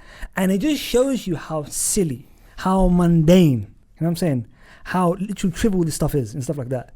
And like the way these people are talking, unfortunately, how some people are actually talking, and to a point where the audience are obviously finding it very funny and stuff like that, the absurdity of it, innit? Yeah. And it just shows, and I hope there are actual kind of, you know what I mean, people that maybe have this kind of mad views, they somehow watch this and be like, you know, we're kind of stupid, you know, this is kind of dumb. You know what I'm saying? You know that's not gonna happen. I mean, but bro, look, you never know, bro. You never know. It's great art, man. Straight reflection, you know what I mean, to people that are like that, because look, you see it done so well in two things right now, in One Bite After Another and then Peacemaker a bit more comedic. Yeah. What I mean by like, it's a bit over the top. It's a black. Yeah. Do you know what I'm saying? And then she literally running for the hills. Yeah. Do you know what I'm saying? Where it's like, what are we doing? Why do we think like Where this? in real life she'd be dead in a second. Do you know what I'm saying? Why do we think like this? Whereas in one bath another, you watch the whole thing, you're like, oh my god, this is insane. Why do we talk about people like this? Yeah. Do you know what I'm saying? Because the way that they were like, hell say Nick. Hell say Nick. That scene there, yeah, and then he obviously the R word kind of thing. Yeah. What did they say? Haters, punks, and what like this, like these words that they were just using like behind closed doors. It's crazy, man. Bro. Even the name of the organization, just absurd. The Christmas Adventurers. The Christmas Adventurers. You know how freaking bro? It's just dumb. Yeah. It's so funny. Yeah. It's ridiculous. Yeah. Yeah, man. Chase Infinity. Everyone's saying she's a star now. What are you lot saying? I've been saying that for a while. She's great, honestly. The direction that they took with that character was fantastic. Especially like, I think a lot of people were confused with that whole "Who are you?" at the end. Yeah. When she's like telling her dad like, "Who are you?" But it makes perfect sense for me. Oh, 100%. The trauma that she's had in the past. Yeah. Finding out that her whole life she thought this was her dad. Now she knows that this is her dad. So what the hell was this guy telling me? Is he telling the truth? Who is he really? Yes. It makes complete sense. And that scream that she had is like, you felt that, man. I think that's what makes the movie so sick because think about it. Your dad is so traumatized, I guess, or been under so much pressure for 14 years or something like that. Yeah. Where he's had to like basically live on the run, hide everything, that kind of thing. Yeah. And it's like my favorite part of the movie was like the fact that when he finds out, he's like, "You've got a fucking phone?" Yeah. You know what I'm saying? Yeah. And it's just like the betrayal. You know what I'm saying? That kind of thing. Yeah. It's such a great movie, man. The best thing he did in that movie. Because really, he didn't do much, you know. Yeah. He didn't he got to her at the end. He didn't do anything to like help her escape or anything like that. The best thing he did was make sure she took that tracker. Yeah. Before she left the house. Yeah. And that was it, bro. Yeah. After that, so yeah. But that was a funny scene as well, man. "What's up, homie?" When he opened the door. Oh, that's it. Hey. He was dying because he's like, "I'm gonna be doing this." That's what I'm gonna be doing, bro. What's up, homie? You good? Yeah, me. That was a funny scene. But to your question earlier about when did I think this was an instant classic, I don't know if I thought it was an instant classic at this moment, but there was a scene where I thought, okay, this movie is about to go crazy. The grocery store, and Leonardo DiCaprio standing in line, and then the colonel comes behind him and he goes, "You have children?" Yeah. And he goes, "What's her name?" He goes, "Charlene." Sounds like a black name. Yeah. He's like, "Do you like black women?" Because I love them and this and that. So Vince McMahon. Yeah. Do you know what I mean? He's like, "I love them." And Leonardo has just a look like that. And I'm just, at that moment, I just thought to myself, yeah, Sean Penn is a problem, bro. Do you know what I mean? He's a great antagonist, man. So. Yeah. Mine was the car scene, bro. My car scene was fantastic. Mine was the car. I think, and it was the moment where it's just like, it literally just that moment where it was just, when you just seen just the eyes in the rearview mirror. Yeah. 1, 2, 3. Because I remember back, like, I'm thinking back to like when I used to study, like, filming that when I was in college. Yeah. I remember like a teacher being like, "Oh, you go watch Higher Learning." You know what I'm saying? I think You need to get him on the pod, bro. So kind of, you know what we're talking about. What else the fuck did she make me watch? School Days. No, what did she make me watch, bro? Oh, what's the Quentin Tarantino movie with Jackie Brown? Yeah, Jackie Brown. She's like, "Go watch Jackie Brown." I remember she made us watch them back to back. Hey, you know what I'm listen, saying? bro. Like, she's preaching, bro. I was like, I remember every class I was just like, "What? We just watching movies all day." Hey, you know what I'm saying? That's not my kind of class. That's what was that, bro? That's what we was doing. You know what I'm saying? But it bring me back to those days where I sat there and watched film like that, and I was like, "Oh my god." Do you know what I'm saying? Where you watch it so much that you clock the moment where you're like, I know why this is this movie, why it's so held in such high regard. Do you know what I'm saying? It's so insane, bro, that this movie was 2.5 hours. It genuinely felt like an hour and a half. Bro, I felt like I could have gone on for another half an hour, bro. Oh, same. Easily. Same, bro. Yeah. Same. Like, and also, like, you guys, Leonardo DiCaprio, yeah? Bro. That performance, just from top to bottom. Again, what I loved is, because he was talking about how him and PTA were constantly discussing, like, all right, what's he gonna wear? He's gonna wear tactical gear, all this kind of stuff. No, he's literally, he's high. He needs to move. It's his daughter. He's gonna just get out of there. What he has on, that's what he's gonna wear the whole movie. Stuff like that. And you know that's an iconic look now. Oh, iconic. That's Halloween costumes. By the way, Halloween. That's gonna everyone you're gonna see doing that. So what do you not think about like people not saying that this is? I feel like there's such a people are just against saying that this is a good film. Listen, I want to bring this up as well. People are gonna say they don't think it's that good, whatever, or people are gonna say it's good but it's not whatever, and then there's gonna be people that are being like, hey, it's too overrated. I don't care about all of that right now, bro. This movie is too good, bro. I think there's a lot of people, even like now I'm seeing the comments, this is too woke, too much like this kind of ideology and symbolism, whatever. I'm like, Yeah, if it's not for you, then it's not for you, man. This is for me. I honestly believe. I worry because there's some people that they like to be contrarians. They like to have the hot 100%. Take in it. You know what I'm saying? It's the same thing with Parasite, Everything Everywhere All at Once, things like that. People now they say they're overrated. They're not that good movies and things like that. It's ridiculous. Yeah, because if you come to these things in good faith and are literally subjective, you cannot help but say, "Yo, this is great art, man. This is high art." Yeah, kind of thing. And even, for example, you can say something is great, but it's not for me. Yeah, you know what I'm saying, you can say that. I think so. Yeah. I'll leave that right there. And I'm already getting flamed for that. Question. Is Leo doing the best work of his career? So I was telling Triz this. Leo has the best choices for roles. He knows the roles he picks. But it's not just that. It's like ever since like after I would say like okay, Once Upon a Time in Hollywood, Killers of the Flower Moon, and One Battle After Another. He's kind of playing like a ignorant.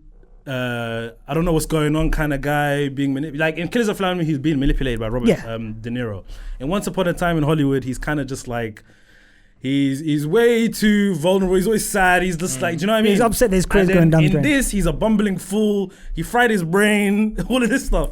He's so good at these kinds of roles, isn't it? Yeah. So I'm like, is he doing the best work at the moment? And then he also talked about like a stretch of his career where he did the American Lie. Like the Ali Plumb interview. Yeah, the Ali Plumb interview. Outstanding. What's the Ali Plumb interview? Outstanding interview, innit? What's that interview? Because I think Ali Plumb asked him like, what would you like call like the phases of your career? Yeah. And he said that each phase is more, or he wouldn't even call it phase, but each part has been like a representation or reflection of how, you know what I'm saying, what's been happening in the world. Okay. You know what I'm saying? And that's how he's kind of picked the roles. Yeah, look, he picks great roles. He picks great roles because the thing is, and his thing is like he is a capital A actor because he's at the top of his game, the top of the mountain. He's saying, I just want to work with great directors. It's not even an ego thing. Like he could do, like, there's many actors who just want to be in a movie. They handpick some absolute doo-doo director that they'll be able to kind of steamroll and do whatever they want to, kind of thing. He wants to be directed. He wants to be told told to make the best possible performance that he can. And that's so great because he wants to work with the best directors, the best screenwriters. He doesn't do sequels. He's very particular. He's very particular about that. Except for Heat 2, he's going to do Heat 2. He's going to do Heat. But again, why is he doing that? Because he is one of the greatest films ever made, and he wants to work with great actors like Adam Driver, Austin Butler. He wants to put himself forward and like put himself up against like his peers and his contemporaries, and to be the best possible actor and filmmaker he can be. Because by the way, Leonardo DiCaprio, make no bones about it, similar to Tom Cruise, is a filmmaker unto himself. Yeah. Because to be able to pick these great roles, to be in these great movies, to be able to finance Wolf of Wall Street, by the way, no studio wanted to make Wolf of Wall Street. Yeah. No studio wanted to get Leonardo DiCaprio, one of the greatest actors to ever live, to be snorting lines out of a girl's booty at the start of the film. You know what I'm saying? No one wanted to do that. No one wanted to do that. But he had to go find the money. Yeah. To get Martin Scorsese to basically make his vision possible. He should have won the Oscar for that one. Man. He should have won the Oscar for that one. It's crazy. It's like Hashi, I think you brought it last time you were in the studio with Triz, where you said like the Academy loves transformations. Yes. That's the year they gave the Oscar but they gave the Oscar to Matthew McConaughey, Dallas Buyers Club, right? Yes. Instead of Wolf of Wall Street. And obviously he transformed in that because of what they love the movie was about. They love physical transformation. He went and did Revenant. Where Revenant, he's doing a lot. He's actually eating bison liver. I didn't even think that was a great movie, you know. Exactly. So because of how far he went into the role, innit, which doesn't make sense. Wolf of Wall Street is clearly a better role. Yeah. So the thing is, the Academy always try and make up for their mistakes. Yeah. And for example, they didn't give Martin Scorsese the Oscar for Best Director for Goodfellas. They gave it to him for The Departed. Departed is a great film. Make no mistakes about it. But The Departed is not Goodfellas. Departed is my favorite. I know. But I'm just saying, like, it's not, because again, like, I'm not trying to disrespect your favorite film. Your favorite film and the best film are two different things. You know what I'm saying? Yeah. So like, 100%. But it's just the Academy always gonna do that. Like, hence the reason why after watching Smashing Machine, the Academy love a transformation. They could give it to him, bro. I don't think they'll give it to him. I think they could, but I just think it's gonna be a crazy image. And I was telling you this the other day. Leonardo DiCaprio is in one window in the little kind of square thing, like on the night. When they're showing the nominees. And Dwayne's right there as well. MBJ will be there because obviously he did two roles. You know what I'm saying? Yeah. And then if Dwayne wins it, then you're gonna see Leo like. Okay. I'm Leonardo DiCaprio. But he's like you said, bro. But like you said, he's a lover of cinema. He loves good acting and all of that stuff. If you Hash are saying that The Rock acted very, very well in this, It was fantastic. But listen, bro, you can't. No, The Rock was great. No, make no mistake. And we're only judging the performance. The Rock was great. Is about performance. The Rock was great. Make no mistake. The Rock, the best thing he's ever done. But what Leo was doing in that movie, it's crazy. Yeah, it's crazy. But like what did you want to say, bro? The transformation thing, innit? Yeah. What did you want to say, bro? Kind of forgot. But all I'm gonna say is, what other movies would be up against him? Best actor. MBJ, Dwayne. Yeah. Let's see. Actually, that's a good question. Nothing from 28 years. Possibly Brad. Possibly. Well, for F1. For F1. Nah. Possibly. I'm trying to think what else came out. Sorry, it won't be your guy Pedro, unfortunately. You know what I'm saying? Even though he's been in a billion films. You know what I'm saying? It won't be him. Hey, my boy's working, bro. My boy's working. And I guess we'll see from the festivals. Yeah. From the festival circuit. Okay. But maybe George for J. Kelly, maybe. Supporting actor, I'm hearing. Oh, and Daniel Day-Lewis. Yeah, we'll see. We'll see. Supporting actor, obviously, Sean Penn is going to be a nominee. Oh, without that. 100%. I'm hearing also, I haven't seen the movie, but Stellan Skarsgård in, I forgot the name of the Sentimental movie. Value. Yes, apparently his performance is amazing as well. They're saying that he might be up for best supporting actor as well. But anyway, the last two things I want to say about this movie, for me, I want to talk to PTA. Bro, that general, whatever the guy that was doing the interrogations, this is his only credit. By the way, how the hell? He was an actor. He's not an actor, right? He's not an actor. Because that's how why is he so good. menacing? He's so good. Because the thing is, like, he was so incredible because of the fact that he was so nice. Yeah. Hey, how you doing? Yeah. Okay. You know when what? He said to me, "Oh, no jokes now. Huh? No more jokes." Yeah. He was so good. Yeah. And he goes, "You know how many people have told me? I don't know." Yeah. You know what I mean? He told Regina Hall, "Listen, you've lost. You're gonna lose. Yeah. Just tell me. Just tell me." I mean, maybe I'll send you to prison. Yeah, maybe I'll send you to prison. Yeah. Because PTA is also so great at working with non-actors, similar to Sean Baker, kind of thing. Like, he's so good at that. Last thing I want to say, PTA, how did you do this? How did Leonardo DiCaprio fall down from that building onto the tree? It was a stuntman. No, but Leo was in that shot as soon as he got out of the shadow. He did. How did they do that? I don't know how they did it. I think it was a cut. That's what I'm trying to. Where was the cut, Hash? I don't know. Ask Triz. Triz is there. Brother, listen, you man. It was one shot. He fell. I know. He gets up. He comes out of the shadow. Leo's face is there. He gets tased. Do you know what? I'm so jealous of this guy because he watched it twice. I haven't watched it twice yet. Bro. I'm so jealous of you, bro. I'm gonna watch it twice. It was a breeze. Oh my god! Like I can imagine, bro. I can imagine, bro. I can't wait to do the same. Okay, last question before we end because we need to close this out. People are saying movie of the decade. Too early? Can you not see that? I completely understand, and I am literally I'm with it now. You know what I mean? I was literally because I heard this take 2 days ago. Like, that's interesting. A bit too early. I sat with it. I'm trying to think what movie has made me feel that way. What movie has entertained me, has thrilled me. You know what I'm saying? Has made me like question kind of the great American lie, all that kind of stuff. The discourse that's happening in the world right now, stuff like that. Technology, everything, bro. Immigration, you know what I mean, all that kind of stuff. What it is to be a human being at the end of the day. Again, Benicio del Toro's character was so instrumental. People don't understand in regards to showing you like the Underground Railroad, so to speak, of our times. Yeah. So this he movie humanized the migrants that were there. Yeah. Again, like the whole everything, like the girls, all the kids. Oh, come on, God, this is my room. Yeah. Off you go. Yeah. Like the generosity, all that kind of stuff. You know, what I mean, the community. He even takes time to like introduce them to Leo. Yeah. This is Bob. You know what I'm saying? All this kind of stuff. He just shakes the baby's hand. Exactly, bro. Like kids are doing homework in the numerous yards. It's outstanding. Well, okay. What was your movie of the decade before this?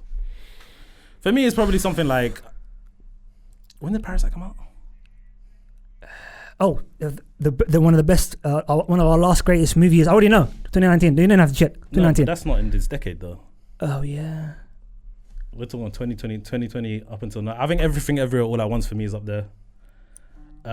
Parasite. When did Parasite come out? 2019. 2019. Damn. I told you 2019. But this might be my movie of the decade. What do you think, Triz? Is it up there for you? I think it's too early to say, but I'm saying this will be something that we will talk about. It could be, for like the next 20 years. 100%. I need to see what else is in 2020. In the decade. It's definitely not one, but it's definitely not everything everywhere all at once for me though. Shall I see what Google will say? Check. Best movies of 2020s, and you guys let me know, are they better or not? I honestly, I fully doubt it because again, you have to remember, man. Like this movie, this is, by the way, PTA has never done like a quote unquote kind of like action set piece. He's never really done one. Like it's crazy, by the way. Yeah, not like that. Yeah. It's really, really crazy. And it's like a capstone to a career that has been near enough flawless. A career where, which I was telling you the other day, where Quentin Tarantino, you know what I mean, feels like lesser, you know what I mean, than PTA in many respects. You know what I'm saying? Yeah. So I don't know. This movie has it all. It really does have it all, man. Yeah. Honestly, it's a fantastic movie. It's so good. And I think you have to understand, guys, the way Leo is promoting this. Leo's doing TikToks, guys. He is, yeah. Leo's doing TikToks. Yeah. He wouldn't be doing TikToks if this was a meaty film. Yeah. He wasn't doing TikToks for Don't Look Up, let's say. He's doing bare TikToks with Chase and shit. You know, you can tell he rates her as well. Oh, man. Yeah, without doubt. So we got movies like Zone of Interest. Oh, what a movie. That's just, you know. What a movie. That's a movie that will be studied. Tar was outstanding. But like, I can't. But Zone of Interest and Tar haven't done what this movie's done. Yeah. So like, it's hard to not say it's this, man. I'll be honest with you. Okay. Tar's a great critique of like a certain aspect, like of a certain subculture. Does it make sense? Yeah. You know what I mean? 100%. Zone of Interest is a great. I knew you were gonna bring that up. Yeah, I'm surprised you didn't bring up Past Lives. Past Lives, nah. Past Lives is a good film. It's good. Film, not like the best of the decade. Again, bro. I'll tell you the best ones of the decade. Apparently. Go on. Oppenheimer. Yeah, I can see it. Everything, everywhere, all at once. Facts. The Zone of Interest. Drive My Car. Anatomy of a Fool. Poor Things, which I have no idea why this is on there. No, Poor Things. No. The Power of the Dog. I don't know that movie. No, that's not A. For the Licorice Pizza. Power of the Dog, more like Power of the Boar. That's another PTA. That's another PTA. Nah, for me, it's this, man. I'm not gonna lie. I might have to think about it some more, but I think it's this, man. Descendant. Or last one, Nomadland. Nah, you can close that, man. Close it. You might be right. This might be the best movie. Then. Yeah. All right, you guys got anything else to say before we do scores? I think we could talk about this movie for so long, but we can't. I wonder if we'll be able to say if there's anything better. You know what I'm saying? Yeah, me too. This year or in the next 5 years. There's so much we can talk about this movie. The mother's love for her child, the dad's love for her child, the fetishization of black women, all of this. Like, there's so much we can talk about this for ages. But yeah, let's just do scores. Just how funny. This film is so funny, man. It's hilarious. Yeah. This film is so serious. Has so much to say and it's so funny, bro. Sean Penn, they got him. You're in the club now. He goes, oh, mommy, thank you. He's so stiff the whole movie, and then he just breaks down like that. But yeah, it was great. Triz, out of 10. Probably a 9. All right. This is only one score more than Smashing Machine, yeah? And Roofman. Probably a 9. Listen, this is Roofman, you gave it a 5. Oh. This film is as close to perfection as you're gonna get. I agree. I'm saying, yeah. I agree. And I think because I'm not too sure I'll ever be able to truly give something a 10. You're too scared to give it a 10, innit? You know what I'm saying? But if anything has ever been close in the history of small-time critics, it's this film. You know what I'm saying? Even Oppenheimer. Yeah, I agree. Even Killers of the Flower Moon. I agree. This is a 9.5. We might as well just call it 9.7. Do it, man. No, it's not. Do it, man. Be a rebel. Be a rebel like them in the movie. Be like them, bro. Wow. Vive la revolution. Thank you, Sensei. Thank you. Thank you. God damn it. I'm happy with my 9. 9.5. 9.5. This could easily. I could come back to you in 2 years' time and say, "What is a 10?" Okay, what is a 10? It's a 10. It's a 10. What is a 10? What is a 10? Give it a 10. What is a 10? I might actually give it a 10, you know. I'm not gonna lie. It's like it's.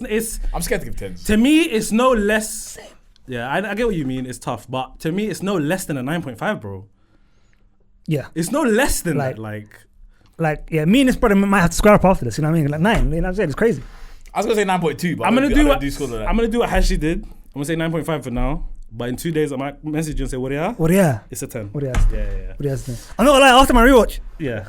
Guys, that was the STC podcast. We went for a while this time. I hope you guys enjoyed. Whoa, cooking with grease. Yeah, man. Let us know what you think of the Smashing Machine, Roofman, one battle after another, especially. Do you guys think it's a film of the year, film of the decade? What do you reckon?